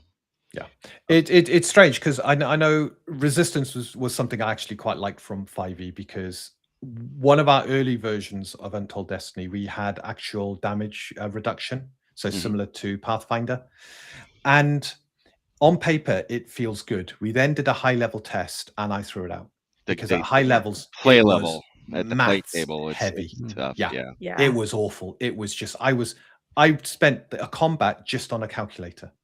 And I hated it as a DM. I'm running this game. I'm not a mass, you know, I'm not an accountant. This constantly, wasn't it? It was. I hated it. So I rethought the whole thing. I brought in resistance as a means of doing the mitigation, and it works incredibly well. You can't become immune to damage, and you can gain resistances from various. So elves, for example, have natural aether resistance because they are infused with aether. Dwarves have poison resistance. But then armor can give you that resistance. So you can play a character that wears very heavy armor, which means your dodge is penalized. You're not going to be great at dodging. Or you play someone who's really good at dodging, but likelihood is your armor is not going to be great. You know, there are, again, slight exceptions, but generally you kind of fall into that. I would just like to say, Robert, so I've just seen Robert's about the fact you don't like 5e. Neither do we. No. Neither do we. Yeah, you're among friends. I've cherry picked a few things from 5e that I thought they actually did well, but as a system, the last campaign we did, I was so glad to wrap it up because, yeah. I mean, I liked it early on, but you know, by the time it hit Tatcha's, it kind of everything started falling apart. Yeah, I think for us the big challenge we had because we like campaign play, right? So one of the things that we did when we started working on Untold Destiny was making sure that it works at low levels, mid levels, and high levels. Yeah, great. Which you know, the number of systems you play which are either great at low levels and then just get rubbish, and I want my character to feel as if it's a real character that's actually powerful. So yeah, we've done campaign play. It is not a D&D clone. It has been absolutely reimagined. Everything that we have got in Untold Destiny is new. It's got its heart in the old classics, because that's what we loved. We loved Second Ed, and that was our and we took all of the homebrew stuff and we took it sort of, and then we just extrapolated that, and it took on a life of its own, I have to say. But yeah, you're in good company. We absolutely 5e is just and to answer, it's pale imitation of a game. I wanted to point out Agile's. He says you guys have a really nice website for the game, and I was pretty impressed too. And you know, thank you. Thank you very much. I've done a few. Did you guys do it yourself? Did you work with you guys? Vicky did I did that. Yeah. Vicky, you need to chat. It's a template. I can tell you this now, right? It is a copy paste. It's one of those pretty templates that you can basically add stuff to, because I'm not a web designer. I have a degree that says I am, but it is all. Yes, I agree with Davina. Stat escalation is not role playing. The beauty, just to build on it, the beauty with our system is the numbers you're rolling at first level are the same numbers you're rolling apart from damage at high levels. You may have a few more tricks to bolster those numbers slightly higher, but generally an orc You've at got low more levels things that you can do. can You've still got more hit you at things you can high. do. Yeah. Okay, Yeah. that's an excellent point. You again, in one of your videos, you were talking about goblins or something. It's like a goblin can still be a danger to a very high level character. Yeah, You yeah. want to talk about how that works a little? Just an example of why that is. Yeah. Do you want me to take this, Vicky? Yeah. Go on, you love your maths. I do. Because you're rolling d20s and adding your attributes are fairly fixed. They might go up slightly, but there is a cap. So the numbers you roll are generally in the same range, and that ranges from low 5s all the way up to around about 30 at the top end. You can burst slightly above, given a bit of luck. So that means our number range doesn't change as you gain levels. But what you do get as you gain levels, you get more hit points, so you can take more damage. You can roll with the punches a bit more. You get bonus features, so you gain more tricks you can do to get out of harm or to deal more damage and deal with the enemy that way. And you generally gain more power to be able to cope with the unexpected. So you got this lovely sort of curve. Damage is really the big differentiator between low and high levels.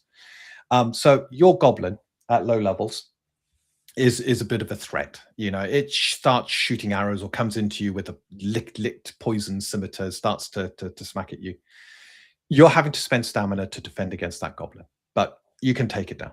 High level, you're now up against, say, 5 or 6 goblins, and you think, well, it's goblins. They're not going to do much damage. Yeah, but 5 or 6 of them, if you don't spend stamina to defend against them, they're pounding on you. So I'm rolling damage.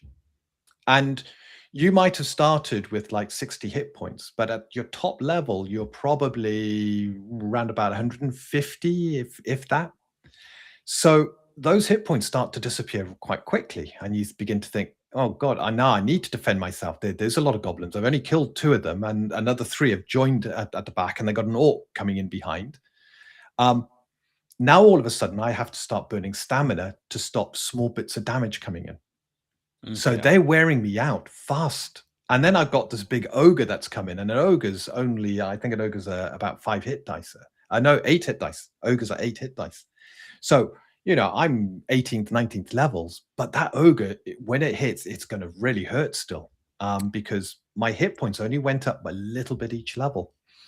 So you're now stuck in this position where they're low-level threats, but in numbers, they can take you down quite quickly. Yes, you can still stand on top of a body of goblins around you. You take your recovery actions. You're cleaving. Your riposte is probably killing goblins by the minute. Right.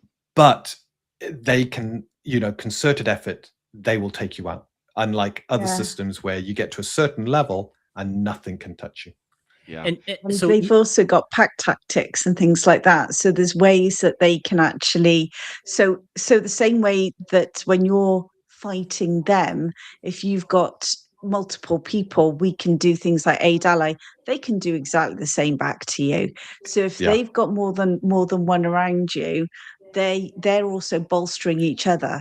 So the more of them that are there, the more dangerous it is. So, and it works really nicely. We did some really in-depth high-level play test, and it was actually so much fun because the amount of things you can do or the types of things you can do increase, but everything, you're still facing a threat. It's not just like a walk in the park, and you haven't got wish just to get everyone back up to full hit points.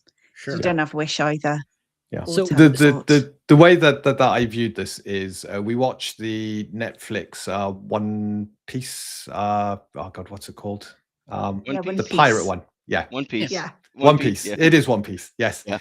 And you had the guy there. I'm not a big manga anime. Yeah. But you had the guy. I'm a master swordsman. Kind of don't tell Madman you said that. No. I know he really loves his He does. Oh my gosh. He's like. Thing is, Dean says that, and in the 90s, we watched so much anime. Yeah, but that was the 90s. It was so different back then. We watched tons of it, and we loved it. And what was it you saying to me the other day? Oh, we got to watch Akira again. We so do. Don't you tell me you don't.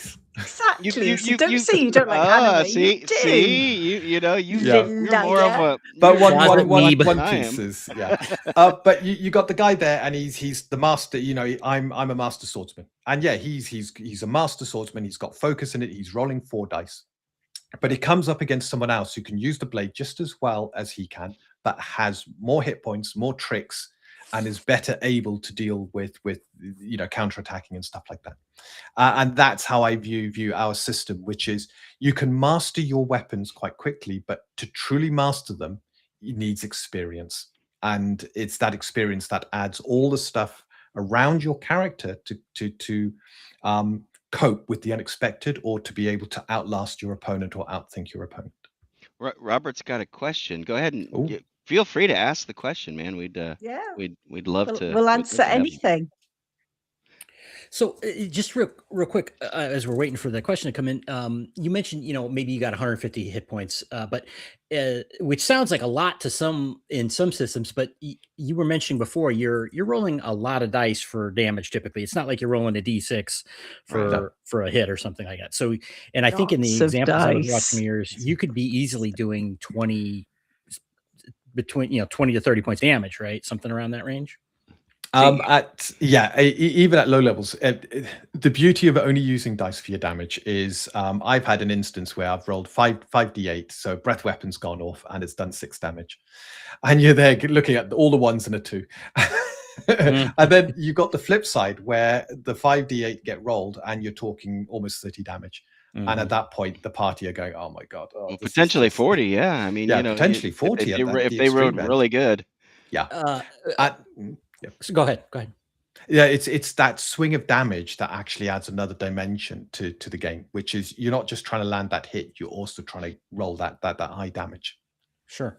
And just to follow up on a few things you'd said while we're waiting, you said the combat is opposed. It may be opposed, right? Because if they don't try to resist with a parry or a dodge, it's just your single roll just goes off, right? That's right. Okay. Yeah. And then you mentioned about the resistance with the armor for a direct hit, and you contrasted with if it wasn't an area attack. So how does an area attack damage, like a fireball, let's say, or whatever might be in your system? How does that work? Yeah, that would be a saving throw. Okay. It's an attack that fills an area. So it is a breath saving throw, which is from breath weapon from 2nd edition. Okay. But it's one that you can evade, you can dodge. So it's a dexterity breath. So what you do is you take the number of dice for your breath saving throw, roll them, and add your dexterity. If you get 20 or higher, you've passed. Okay, so armor doesn't come into play for those kinds of things. No, because the attack is kind of filling up a volume. Your armor can't really protect you. Sure. However, if you had a mage who did Aether Missile, so think magic missile, that has to target you. It doesn't fill an area. The mage has to pinpoint you as a target. You can, seeing the missiles come in, brace, bring your armor to bear, and try and get resistance to that damage. Okay. Any concern on the? Since you said magic missile, I know Troll Lord, they are calling it something different now. Ours is Aether Missile. He'll get told off for saying magic missile later. No, just as a comparison. I just said it's like magic missile to give the It's Aether Missile. Yeah. No, I just wanted to make sure, because I'm trying to that. Oh, we've got Robert's question in here. Okay, great. He says, I spent some money on U1 through U3. I'm hoping to teach my kids. Is that an okay place to start? So I'm not sure what that's referring to. Is that? Yeah. I think he's talking about some adventures that are out there. Well, but that does open the door for something I was going to ask.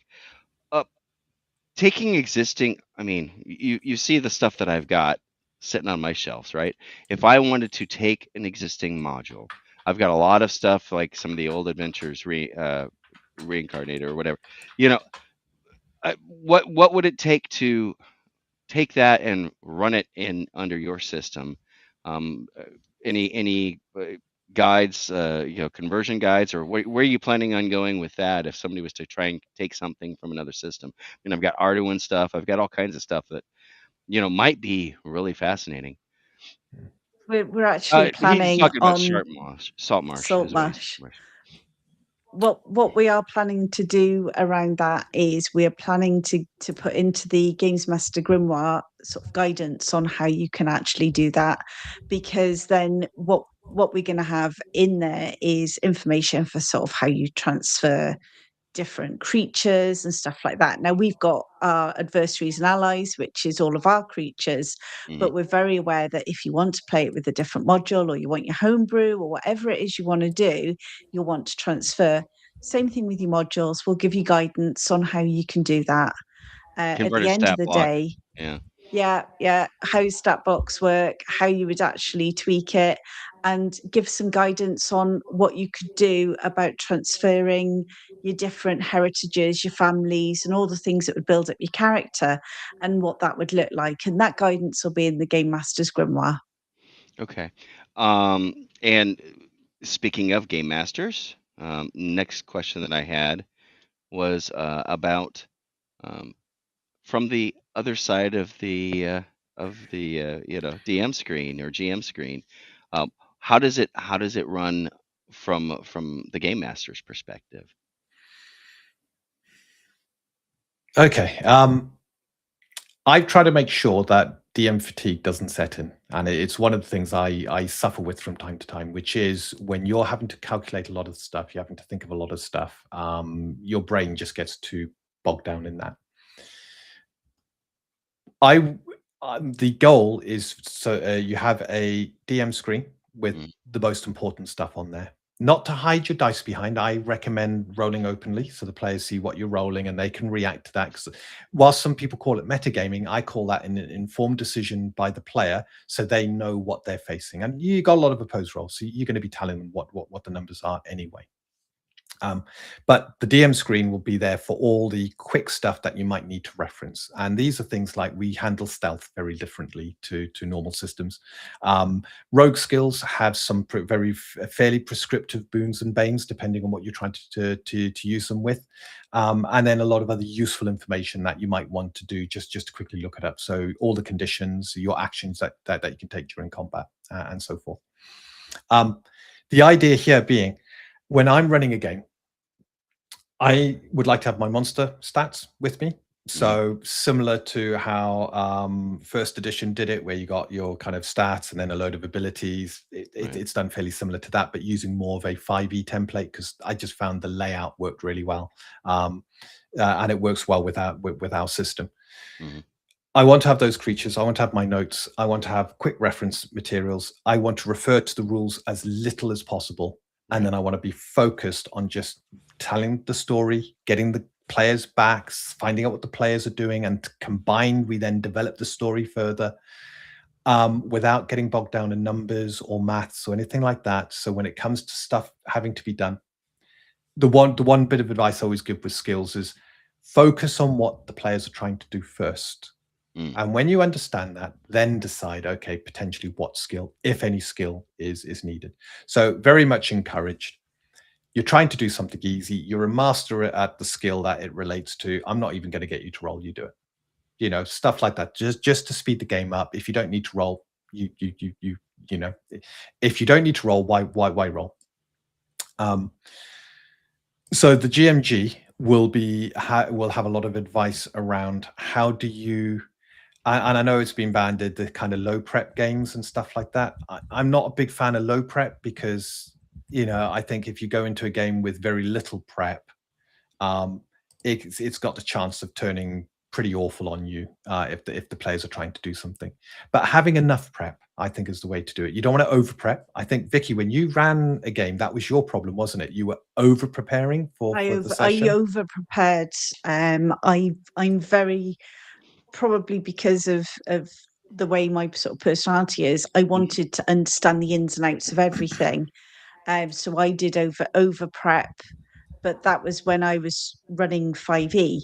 I think with Untold Destiny, because I wouldn't be so worried about how to do judgment calls. I think it'd be far better, because as far as I'm concerned, all I have to decide is whether it's easy, very easy, hard, or very hard. I can cope with that one.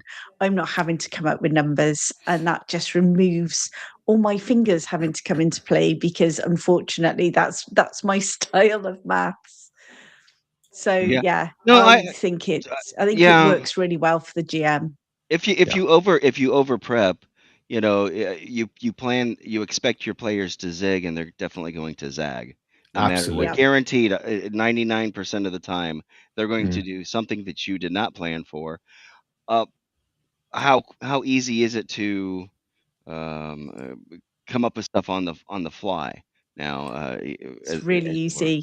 Yeah. Yeah, and that's the beauty of the multi D20s plus the Boons Banes. It really is easy to come up with the stuff on the fly to support your players. And from a player's perspective, you don't, when we've all done it, where you've asked the DM something and they've been like, Didn't think and about it it. seems to, Yeah. yeah, Mhm, everybody does it, mhm, and then you almost feel a bit guilty for for throwing this stuff out there. What we found with UD, it's not that bad, because it tends to be easier to make those decisions on the fly. The mhm, GM seems to be enjoying himself more, because he's actually been able to tell his story with the players, because it's always a collaboration, mhm, and it flows better. And because you haven't got players then immediately turning around going, well, we've got to have a long rest, or we've got to have this because of these reasons, it means that it gels better and it flows better. The adventuring day feels better. The GM relaxes more, Yeah. because there's not so much pressure. And I've seen that in Dean. Yeah. When he's GMing, he Just kind of doesn't get zen. so He heads hits up. that zen. Yes, Zen. Yeah. I would say that the biggest challenge you get with any games this day and age is the amount of stuff that you do when you're having a virtual game. Oh God. And Yeah. we've done, so when we did Business Unusual, we actually hired a place called the Games Table, which is in Philly. Fantastic venue. I think they also do where you can sort of turn up and stay in their place. And they've got some little like cabins and stuff, and they've got a Here whole in the area set States up or just over for there? gamings. No, So over here. Oh, okay. By Philly, us. so There's a for Philly. over by us. There's a Philly over there too. Okay. Yeah, Yes, yes. yeah. So basically, we did a lot of it in person, Mhm. and I always find that being in person, things are a lot faster. One of the things that annoys me sometimes with virtual play is because people are finding the bit on the screen to press the button to make the dice roll. It slows things down a bit. And I'd say that's my frustration with virtual games. But when you're around a table with dice, it's so much easier because you're just doing that. Yeah. And it's just I'm great. with you 110%. I actually have a game tomorrow night that I am running. I've got to do prep for that. Talking about the over preparing versus not prepared. Yeah, I've got some work to do. Yeah. But we had a pretty good first session. We're doing Shadow Dark. It's my first time running Shadow Dark, and the first time in over 5 years where I've actually run. It's been kind of a drought for me on that, and I've been so dying to do it. Hadn't even played in a game until several months ago in many years. So Poser. I hope you enjoy I it. I know, really man. do hope you enjoy it. I do as well. I do. I Yes. do. I know some folks that I am doing that stream with. We are kind of going through and doing like I'm going to run how many ever sessions, and then we're going to have somebody else that's running a game. At some point, do you think you guys might want to try and run that, Dean? I'll go out on a limb and say they would probably love to try it. So, I'd be more than happy. Time is always a limiting factor, sure. and we're trying to put in one shots at the moment and get some people invited in to do one shots and stuff like that. But long term, I've got to get out there. I've got to run games for people, because Untold Destiny is one of those things where every time we have run a one shot or a taster session or something like that, the majority, and I'm talking 90% of the players kind of Actually, begin. you've had one grumpy player. Well, you got a point. Out of We've had one out all of of how the many? people we've played, and that one player was just moaning because they could actually fail things, and the saves, because you could fail saves. Yeah. But I've had a lot of people who play 5e and they get kind of into the second or third round of a combat, and their eyes suddenly go bing as they realize what they can do in combat and the capabilities and what their character can do, and all of a sudden they're on the edge of their seats and they're playing. Looks like Cam's on board too, so he wants to be in that game. Yes. Yeah, so yes, we're looking to run a load of one shots and stuff like that. You know what it stopped? It stopped the picking up of the phone in between turns. It's because you can affect the combat at any point. One of my favorite bonus features, I've got to talk about this bonus feature because I had a row with another player about the naming of it. So I'm going to talk about it. So we've got a bonus feature called Taunting Strike. And what it allows me to do is I'm in combat with one of my allies against said creature, and that creature goes to wallop my ally, and I can actually go, "Oh no, you can't, son," and smack him. Yeah, now, you automatically deal half your weapon damage to the creature. Yeah. So it's quick, it's easy to interrupt. You deal damage because the creature's ignoring you, so there's no opposed rolls. But it's only half your weapon damage, but it costs you stamina to do that. Well, go ahead. And that's really nice because what you're saying is, well, you don't want to hit him. You want to focus on me. Come on, and it's a good way that your tanks can draw aggro. Yeah. I know that terminology. They tried throwing it. They tried throwing it into 4th edition, didn't they? They did with the marks and stuff like that. It didn't work. It was too mechanical. Whereas with something like this, I get into my creature's heads, and the creature then begins to, gets hit the first time. It has its next action, and it's about to attack the same target. And Vicky goes to get ready, and I say, "Oh yeah," the creature looks at you, realizing you're getting ready to hit it, so it's now going to attack you instead. Because it doesn't want this unfair smack. And if you're playing a Master at Arms, you are the best weapon damage dealer without having to use spells and abilities. So you can actually make yourself a real pain on the battlefield, interrupting and doing stuff like that to make the enemy have no choice but to have to deal with you. And then you use your heavy armor to mitigate all the damage that they do. We've got lots of this sort of stuff throughout the game. So we've got Taunting Strike, we've got different ripostes, so you can knock back, you can do all of these different things, and that's what makes your character better as you go out, because you get access to all of these things, and you can choose how you want to grow your character. Yeah, just before we move on the subject of how it feels as the DM running the game, the biggest difference I've had has been what we've talked about, the adventuring day. And it's that when you're, the party have entered this situation, they made decisions, which means that XYZ is about to unfold. You can do that story. You can follow that path. You can give the players their decision points without it feeling unnaturally interrupted. And it's been the biggest change has been having your combat resources come back short of wounds. So that when the party are doing something, they will only stop when they get tired or when someone becomes severely injured. And that natural feel, it doesn't interrupt the flow. It doesn't interrupt the story. The players get into the story, the telling of that story, and you as a DM get into just helping drive it forward. And it doesn't break that immersion and that flow. Well, I know I've got Cam is quickly his sands and his hourglass is running out here. I got more questions. You got some questions. I've got some questions too. Go ahead, Cam. You ask them because you may have to bail first. Okay, I'll try and keep them brief. I know from again watching some of your stuff is you have meaningful traits on weapons, right? And Yeah. I'll ask you other questions and I'll let you go on them. Meaning that they act in different ways. It's not just, oh, this one does D6 damage, this one does D8 damage. And then I wanted to ask about how shields came into play in terms of, is it part of a parry or is it part of armor, meaning resistance? And then the other question, slightly different, was just, I wanted to hear about the basic round structure. It's like when you're acting, it's like, do you have a move and an action? That was one of my questions. Okay. So doubling up on that one.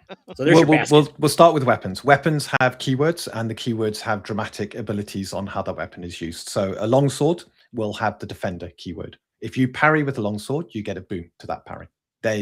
Longswords and other similar bladed weapons are designed for the thrust and parry kind of gameplay. Okay. An axe has the hack keyword and typically has the hook keyword. The axe keyword is used, certain creatures might have vulnerability. So wooden creatures, plant-like creatures, have vulnerability to hack weapons. They take an extra D10 damage from those weapons. So instantly, you've now got certain weapons that work well against certain groups of creatures. Okay. The hook keyword's an interesting one. If your opponent is about to parry, so you're in melee with someone who's about to parry, and you're not using your axe to attack, you can spend stamina and impose a greater bane on the person's parry test. Because what you've just gone and done is put your axe up, hooked whatever they're trying to use to parry, to pull it out the way, whether that be a shield or their weapon. So our weapons have a lot of uses.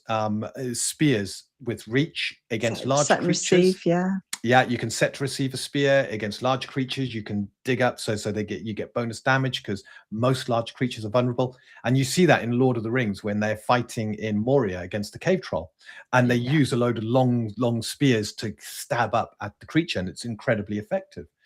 So if you're playing something like a Master at Arms, you want as many different weapons as possible, because depending on the combat you're going into, certain weapons may be better than other weapons. So that covers your weapons, and we've tried to make sure there's a lot of flavor when it comes to weapons, rather than just the dice damage you're rolling. Yeah, very cool. You then mentioned shields. Shields are used purely for parrying, but where a shield wins out against something shield like bash. a melee weapon, you got a good point there. We'll come to those. A shield can be used to parry missile weapons. So arrows and stuff like that coming in, whereas a melee weapon cannot unless you take a bonus feature with an incredibly high dex, and likelihood is you probably would be very incredibly high. It would do 15 or higher dex, bearing in mind our attributes are, it would be a difficult one to get. So depending on the size of the shield depends on whether you get a bonus or not. So for example, a small shield is great at parrying melee weapons, so you get a greater boon when you parry a melee weapon. But against missile weapons, it's a standard parry. So it's a small shield. It's okay. A medium shield gives you a boon to parry melee weapons, a boon to parry ranged weapons. And if you're making a dexterity saving throw, you got a boon, because you're bringing the shield up now to protect you against whatever that attack happens to be. Large shields, they are no adjustment for melee parries. A greater boon for ranged parries because you can hide behind the shield, and you get a greater boon on any dexterity-based saving throws because you can hide behind it, you can protect yourself. So shields themselves have a lot of flavor. We've tried to make sure everything has this kind of flavor running through strengths and weaknesses as you go through. And then you said the combat round. Round, yeah. How do rounds work? You can do two things in a combat round. On your turn, you've got an action and a swift action. The action are typically things like making an attack, doing a charge, playing a first aid kit. Yeah, first aid kits, use of certain skills and stuff like that. So the stuff that takes a lot of it, casting a spell, certain items, throwing bombs and stuff like that. A swift action is a lot quicker. So your swift action might be your offhand attack as a swift action, costing stamina, or you move. Your standard move is a swift action. So if you want to move and attack, it's a swift action and an action. and it just keeps things flowing really fast. So you don't have a move action. We got rid of that, and I will actually give thanks to Shadow Dark for that, because they opened my eyes to the fact that you don't need to have your move on top of multiple other actions. But I've gone a little bit deeper than Shadow Dark would typically go, with the number of options you have on what you can use your abilities for.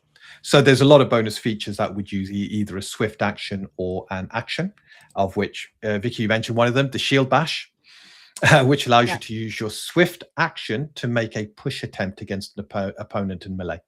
So you could bash and then. And then, so what you do, and we did a one-shot for Bildra, and he did this really well. A wolf came up to him. He shield bashed the wolf, so knocked it prone, and then attacked it with a big bonus. So kind of, so you get this whole thematics going on when you're playing marshals. In fact, I think marshals get a lot of fun in our games. Okay, we so wanted marshals to get some love, because sometimes they just don't get any love. Yeah. Cool. So you're doing it's a fairly clean round. It's not like, oh, okay, I'm a monk in 3/5. I'm taking 17 attacks and going. No. It's basically main action, minor action, or swift. Yeah. So you only ever get one attack with your attack action. If it's a cleave, you roll once, compare it to all the targets. They get to oppose that one roll, and then you roll damage once for every one you've hit. So it's nice, it's quick, it's swift. The one thing, so this is something that we during playtesting, we kind of got to, it was the stuff that happens at the start of your turn. So start of my turn, oh, I got to bleed, so I'm going to take some damage, and I got this, and I've got to apply this, and then I have my turn, and then my turn ends. What else happens? Do any spells end, and stuff like that. We put all that admin to the start of the round. So at the start of the round, any beneficial effects go off. So if you've got things like a spell, the Fortify spell, it will give you temporary hit points, and that's always at the start of the round. There are certain Paladin halos that affect you at the start of the round. So the Halo of Restoration will give you a couple of hit points back at the start of the round. So you get all your beneficial stuff. You then get all your negative stuff. So if you've got bleeding wounds or bleeding conditions, if you're burning, if you're on fire, if you've got acid burn, stuff like that, that all then gets resolved. And then you check for any spell durations that have ended. And then you go into the round. And everybody just has their turn. Bang, bang, bang, one after the other. Bang, bang, bang, bang, bang. At the end of the round, then you go to the next round and do all that admin. But all during these rounds, everybody's on, right? So anybody can, he's going to do this. I'm going to turn around. Now, if they turn around and do that help, does that affect their action? No, so long as you have the stamina to do a reaction, you can react. Okay. So you run out of stamina, that's the big thing. So meta magics cost stamina, for example. So a mage can do an empowered fireball. It costs 1 point of stamina to apply the meta magic to the spell, and then their spell point. So stamina being used for defense, for attack, for utility within combat, it means you've got this incredible resource that once you've actually run out of, you are very vulnerable. And I think the times we've seen characters go down, we did a high level test. The moment they ran out of stamina, that was it. They were down. Yeah. There was nothing they could do if they were being rounded upon by more than one creature. And it opened up we've now got players who played the system a few more times, quite a lot. They are taking preventative measures beforehand. So their stamina starts to get low. They're immediately thinking, I need to back away. I need to do a recovery. And this level of play, it's not just rush in and deal as much damage as you can. It's more tactical. Strategic. It's more supportive. Yeah. Okay. That was a great lightning round. That was. Okay, couple of questions. First of all, you had mentioned elves are infused with something. What? You didn't go into details. Aether. Aether. A-E-T-H-E-R? Is that how? A-E-T-H-E-R, yeah, okay. Yeah. So this is the essence of magic. This all came back to when I was doing the sci-fi version. I was dealing with something called duality. So it is the dual nature of a being, where they can exist in two places at once. And part of that dual nature was to do with quantum bonding. And I've always had this theory that, so where two atoms can bond, so that if the electron starts spinning in a different direction on one, it affects the other. Mm-hmm. So you can use this for, Mass Effect does it with the quantum entanglement devices and stuff like that for instant communication, because The atoms don't need to travel. No matter how far apart they are, what affects one affects the other. And I've always said that this is your kind of love at first sight. It's so when Vicky and I met, we fell madly in love with each other. And I'm absolutely positive within the quantum world, atoms within You're already our brains entangled? are kind of entangled. Yeah. Yeah, it was that love at first sight. Oh, my camera thinks I'm it was that love at first sight. And it's that connection. It's that thing. So we had in the sci-fi version duality, and we talked a lot about the quantum world, the world beyond our world, the physical world, the world within, the world where energy is. People who had control of magic, they could see within to that world, so they could see how they could agitate atoms and stuff like that to create fireballs and so forth. Then Marvel came along, and they kept using quantum, and they kept using quantum, and and I just got fed up. And I was like, I'm not even touching quantum, because Marvel have taken it, they've destroyed it, they've turned it into this horrible thing. So for the fantasy version, we went with Aether. But effectively, Aether is the energy that provides the physical world all the rules that it has. And people who are sensitive to Aether, your casters, they know how to manipulate Aether in a way that has physical effects within the physical world. Kind of like in Forgotten Realms, the weave.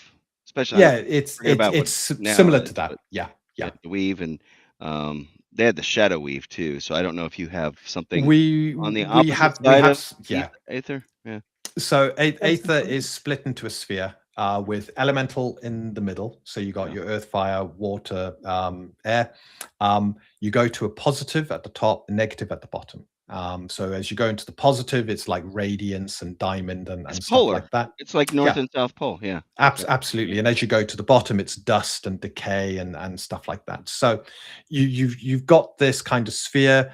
The gods exist within certain domains of that sphere, and that's where they draw their powers from. So your priest, if you're playing a cleric, you don't have access to all the clerical spells.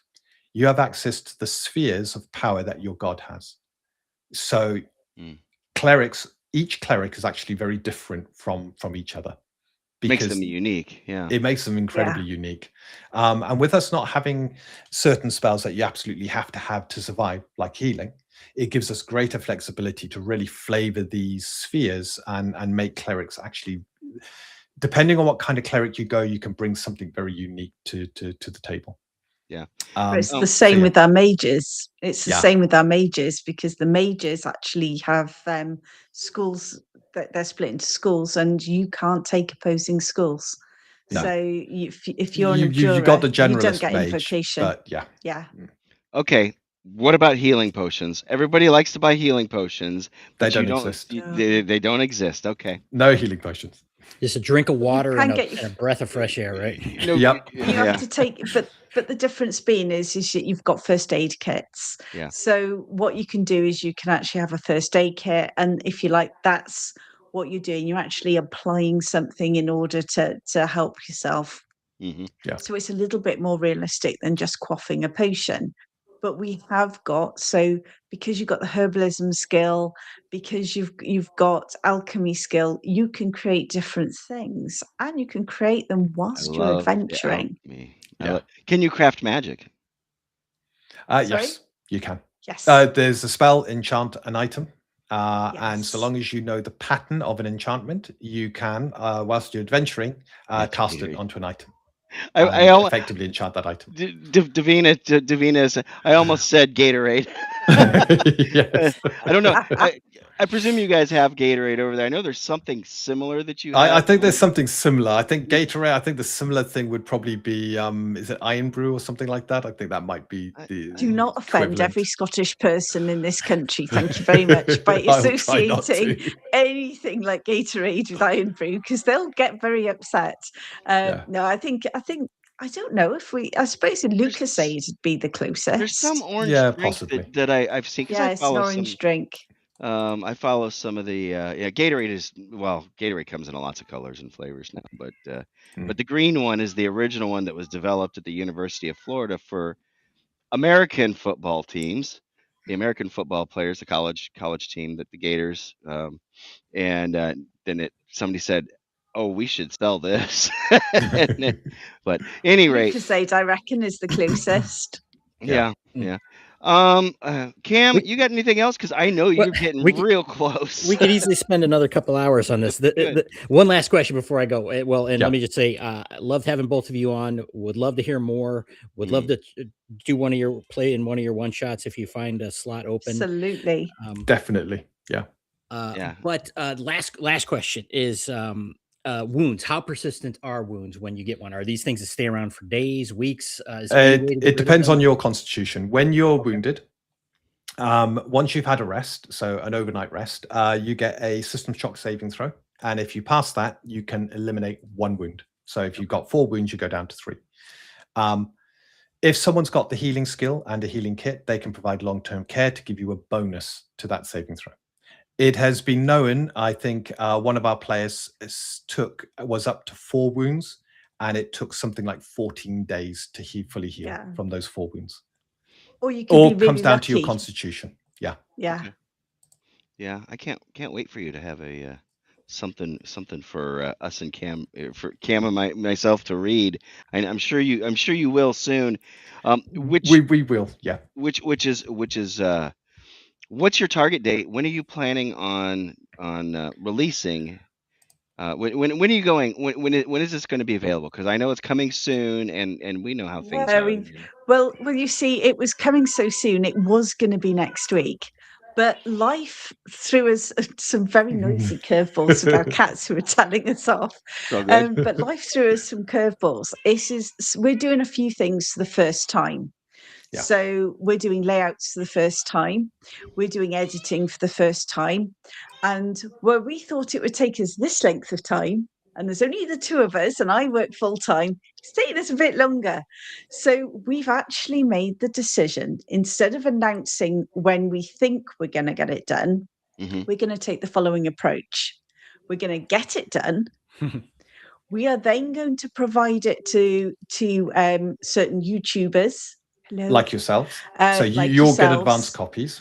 So you'll get advanced copies so you can see it, you can ask questions about it. Sure. And then what we're going to do is announce the actual release date, because it's a complimentary adventure. It will be free for everybody. Right? We're not charging a penny for it. We've got real artists doing all of the artwork. And again, we're having to work out how to lay it out. We're having to do all of that. So it's just taking us a bit longer.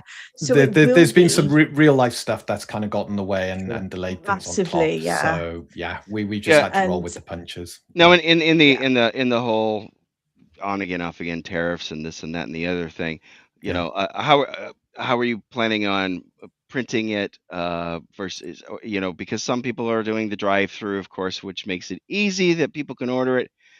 Drive-through is notoriously a drawn-out process, and they take a nice big cut. Lulu is really quick. I know some people that have used Lulu. I also know some people that actually do publish stuff here in the States. And so that would, you know, I'm curious, what's your plan on that, or have you thought that far, or you're not to that point yet? There's a couple of things. There's a couple of approaches we're looking at when it comes to printing. The first is to actually so we're looking at setting up printers within sort of core sort of countries. So UK, right. We've got a printing company that we're using, and we'll find one in the US and then distribute across the US. Possibly, so. That would be great. And that would be the preferred method for anything printing.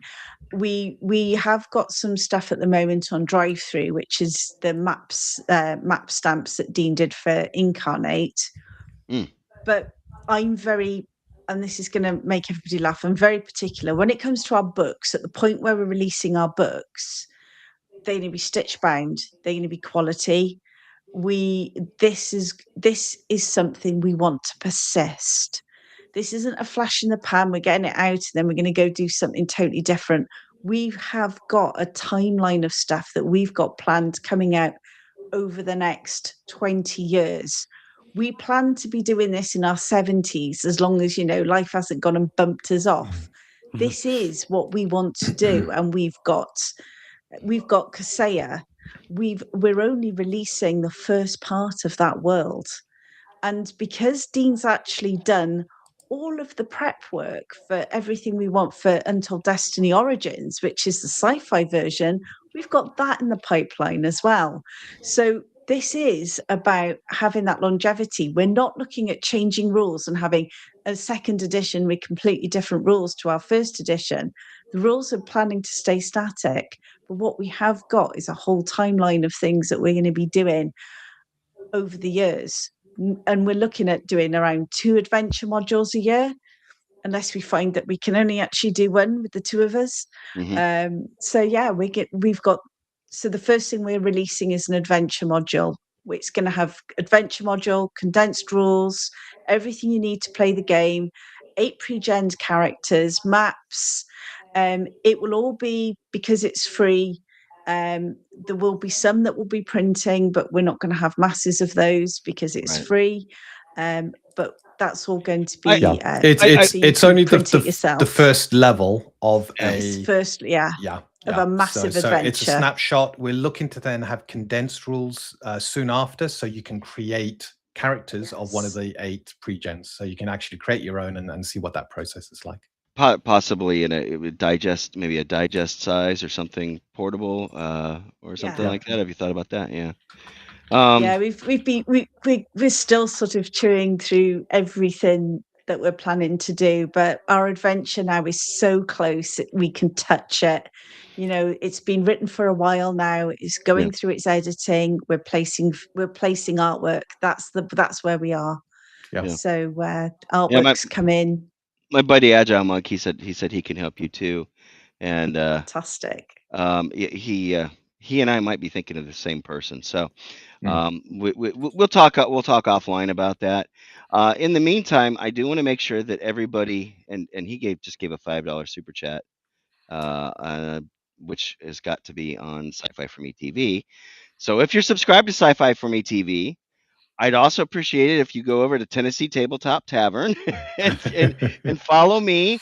We did hit, we are over the 100 mark, so we would greatly appreciate it. Cam and myself would greatly appreciate it if you guys would follow us on this channel as well, because there is other content that we put on here that Jason has a PG-13 standard, and I'm not necessarily bound to that on my channel. So it does happen, but I don't stream everything on both channels. Just this show we do because Jason's been a great guy. You know him, Vicky. I don't know if you've ever talked to him, but yeah, I know you've been in the chats there. Been in the chats. Yeah. And speaking of Sci-Fi for Me TV, hey, there he is. Okay, thanks, man. I keep on trying to at him on there, and but at any rate, Dean, you're going to be on with us Wednesday, right? I am for a very exciting episode. In a row. Yeah, so this one, this Wednesday, on the Sci-Fi Snobs channel, which I think I've got a graphic here showing up. Hold on a second. And right now he's actually on. Let me get rid of. That Sci-Fi Snob has the Top Lofty Lounge. That's where Cam ran off to, which is started a few minutes ago, or they might be a little late because we're having such a great discussion. Wednesday, Babylon 5, 11 Central, or 11 p.m. Eastern, 10 Central. Again, that's Sci-Fi Snob. So at Sci-Fi Snob, if you guys aren't subbed to that, definitely do that. We talk next episode, season 3, episode 10. Now, what's the title, Dean? Severed Dreams, and it is, in my opinion, a excellent episode. You need to come and join the chat and have listen to us talk about it. Watch the episode beforehand, join in the chat, because it is an incredible episode. That's awesome. It's fantastic. Tomorrow, I'm going to be making a mess of myself. I'm running. This is Tom Wilson, who runs ShireCon. He's published a few things as well, and I'm going to be doing session 2 of the Kremlin Keep of Kashmir. So that's going to be an interesting one. Again, that will be on my channel, as well as Erudite DM, If you're not familiar with him, it'll be on Better with Bacon, who is in the chat. I saw him. He said he finally got notification that I was live towards the end of the show, but anyway, whatever. At least he got a notice. Thanks, YouTube. And a couple other folks. We had Chubby Funster. I don't know if you know Chubby, Greg Christopher. If you've heard his name bantered around. I've seen it around. I don't think we've spoken to him, but we have seen him around. He's a great guy. He's like real driven. He's younger than me, so he's got that. Cam sent me a message, said, "Sorry I had to jump. Please send them my thanks." I think he kind of he did say something. He did, yeah. Yeah, he did. Yeah, and we'll see Cam. Cam is always on there on Wednesdays with us. But we did Shadow Rim, which was his Skyrim, loosely based on the Skyrim universe. That he had done using the Shadow Dark rules, so that was kind of cool. And then, last but not least, we've got to throw this. I need to get. Hold on, let me get rid of that. There we go. Because I'm blocking it. This is your sheet there. Everae Games. You guys do, let's see, 8 p.m. GMT, of course, that's 3 p.m. Eastern, 5 p.m. Eastern, 11 a.m. Eastern. So you do several streams. You want to tell us about this? Yes. So Destiny's Call, which we had earlier today, that is a fortnightly game, and it is just a group of friends role playing using Untold Destiny. There's no scripting. It is just a game. We've moved to doing it virtually so that we're using Roll20 just because for ease of schedules, but that works really well. Destiny's Dispatch, which is our Tuesday live stream. I was going to say tomorrow because it's Monday now for us. It's our Tuesday live stream. That is where we just talk about Untold Destiny, and we take questions in the chat. And tomorrow we're going to be focusing on some of the skills, primarily stealth, and that's going to be really good fun. And then our indie game spotlight, generally weekly Thursday. What we do with indie game spotlight is we pre-record them and we release them on a Thursday, and it's all about someone's game. So anybody with an indie game can come on, can arrange with us to have a recording session. We record it and we release it every Thursday. Okay, and so that's you a get to wax pre-recorded. lyrical. Yeah. Okay. All right. Well, that's awesome. So, folks, if you're not, go ahead and sub to Everae Games. I know I'm throwing a lot at you. Sub to Tennessee Tabletop Tavern, sub to Sci-Fi Snob, and sub to Everae Games. And I'm pretty sure everybody that's watching on my channel or Snob's channel is already subbed to Sci-Fi for Me TV. But if not, please do that as well. Jason has really been helpful for all of us. And I'm going to throw this QR code back up for you guys. Let me see if it shows it. I have to hide the other one here. Restream has got all kinds of things. Untold Destiny is the game coming soon. So make sure you check on the website. Follow you on Twitter. Did you post the your Twitter? I think I have. I may have that. Let me see. I was going to say you could post it in the private chat, but yeah, at Everae Games on Twitter. It's just at Everae Games on Twitter, and it's the same on Facebook. Yeah. So same on Instagram. So same on feel YouTube. free. Same on YouTube. Pretty much the same on everything. I don't think I have I have a cheat sheet because I'm a mod on so many different things that I can copy and paste, like when we're doing the Babylon 5, because I'm trying to type everything fresh every time. Oh, you can't do that. No. You know something, the number of times that I've just been sat there with my different sheets, and it was one of the reasons we consolidated all of our naming conventions.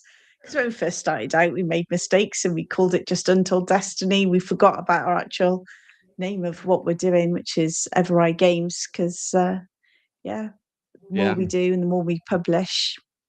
Well, hopefully I didn't do too bad with your logo and stuff. Oh no, don't know if you've done a Fantastic. fantastic It's job. brilliant. you Really like my great. intro. I like it. I Yes. did. It was lovely. I try to do something unique for everybody I have on. So, but I keep a copy of it. So eventually I'm going to run out of hard drive space. I'm going to have to order another hard drive. We know But that feeling as well. yeah, yeah. Vicky, was a big pleasure meeting you. Let me go back to Lovely 3. meeting you too. And I appreciate all the people that were in the chat. Can I Cam, just say, was it Richard? Yeah, you get your kids role playing. You Yes, do that. We definitely. absolutely support you doing that. That's just amazing. Much better for them than using a phone. yes, and it could be a lot of fun. There's a couple of channels out there, D&D Dad, I think, or there's a couple of folks, where they're actually, that's one of the things they're doing is role playing with their kids, and they're talking Yeah. about their experiences with it. We had Flint Fireforge on a few weeks ago. Um, he does work with the Boys and Girls Club, which does a lot of after school and summer programs and stuff like that. And he's got a bunch of, pretty much preteen kids and up to preteen era, by the time they're in high Yeah. school, or, they're 14, 15, they're doing their own things. They might have a job or whatever, but up to that point. So he's got a lot of these kids that are around, 12, 13 years old, or, in that area. And he says the girls are more vicious than the boys. They were ready to sacrifice one of their own party members. So Oh God. yeah, they were like, yeah, we're gonna take this character and we're gonna throw it off to the big bad creature, and we're running the other way. So I'm like, he's like, yeah, they're vicious, man. They're more vicious than the boys. So anyway, Dean, pleasure. We'll see you on Thank you. Wednesday. Vicky, Definitely. same thing. If you guys don't mind, stick around for a few minutes afterwards. We'll have a little bit of That's wrap cool. after that, and then Yeah. I'll let you go to bed or go get breakfast, whichever the case may be. it's going to be bed for a few hours and then start it all over again. Yeah. I got to go to work. Keep it up, and we will have you back once we've got those questions. Once we've had that chance, and we'll stay in. We're in good contact anyway. So Yeah. everybody, follow them, check it out. All right, and I am going to roll my credits now. Steal my those are my thumbs. You can't steal my thumbs, Dean. What? Corporate thumbs. Corporate. Oh, what? Corporate thumbs. Oh, okay then. Oh, okay. I'm confused. Any rate, everybody, we'll have a great night. On behalf of Cam and myself, we will see you, and hopefully on Wednesday for Babylon 5.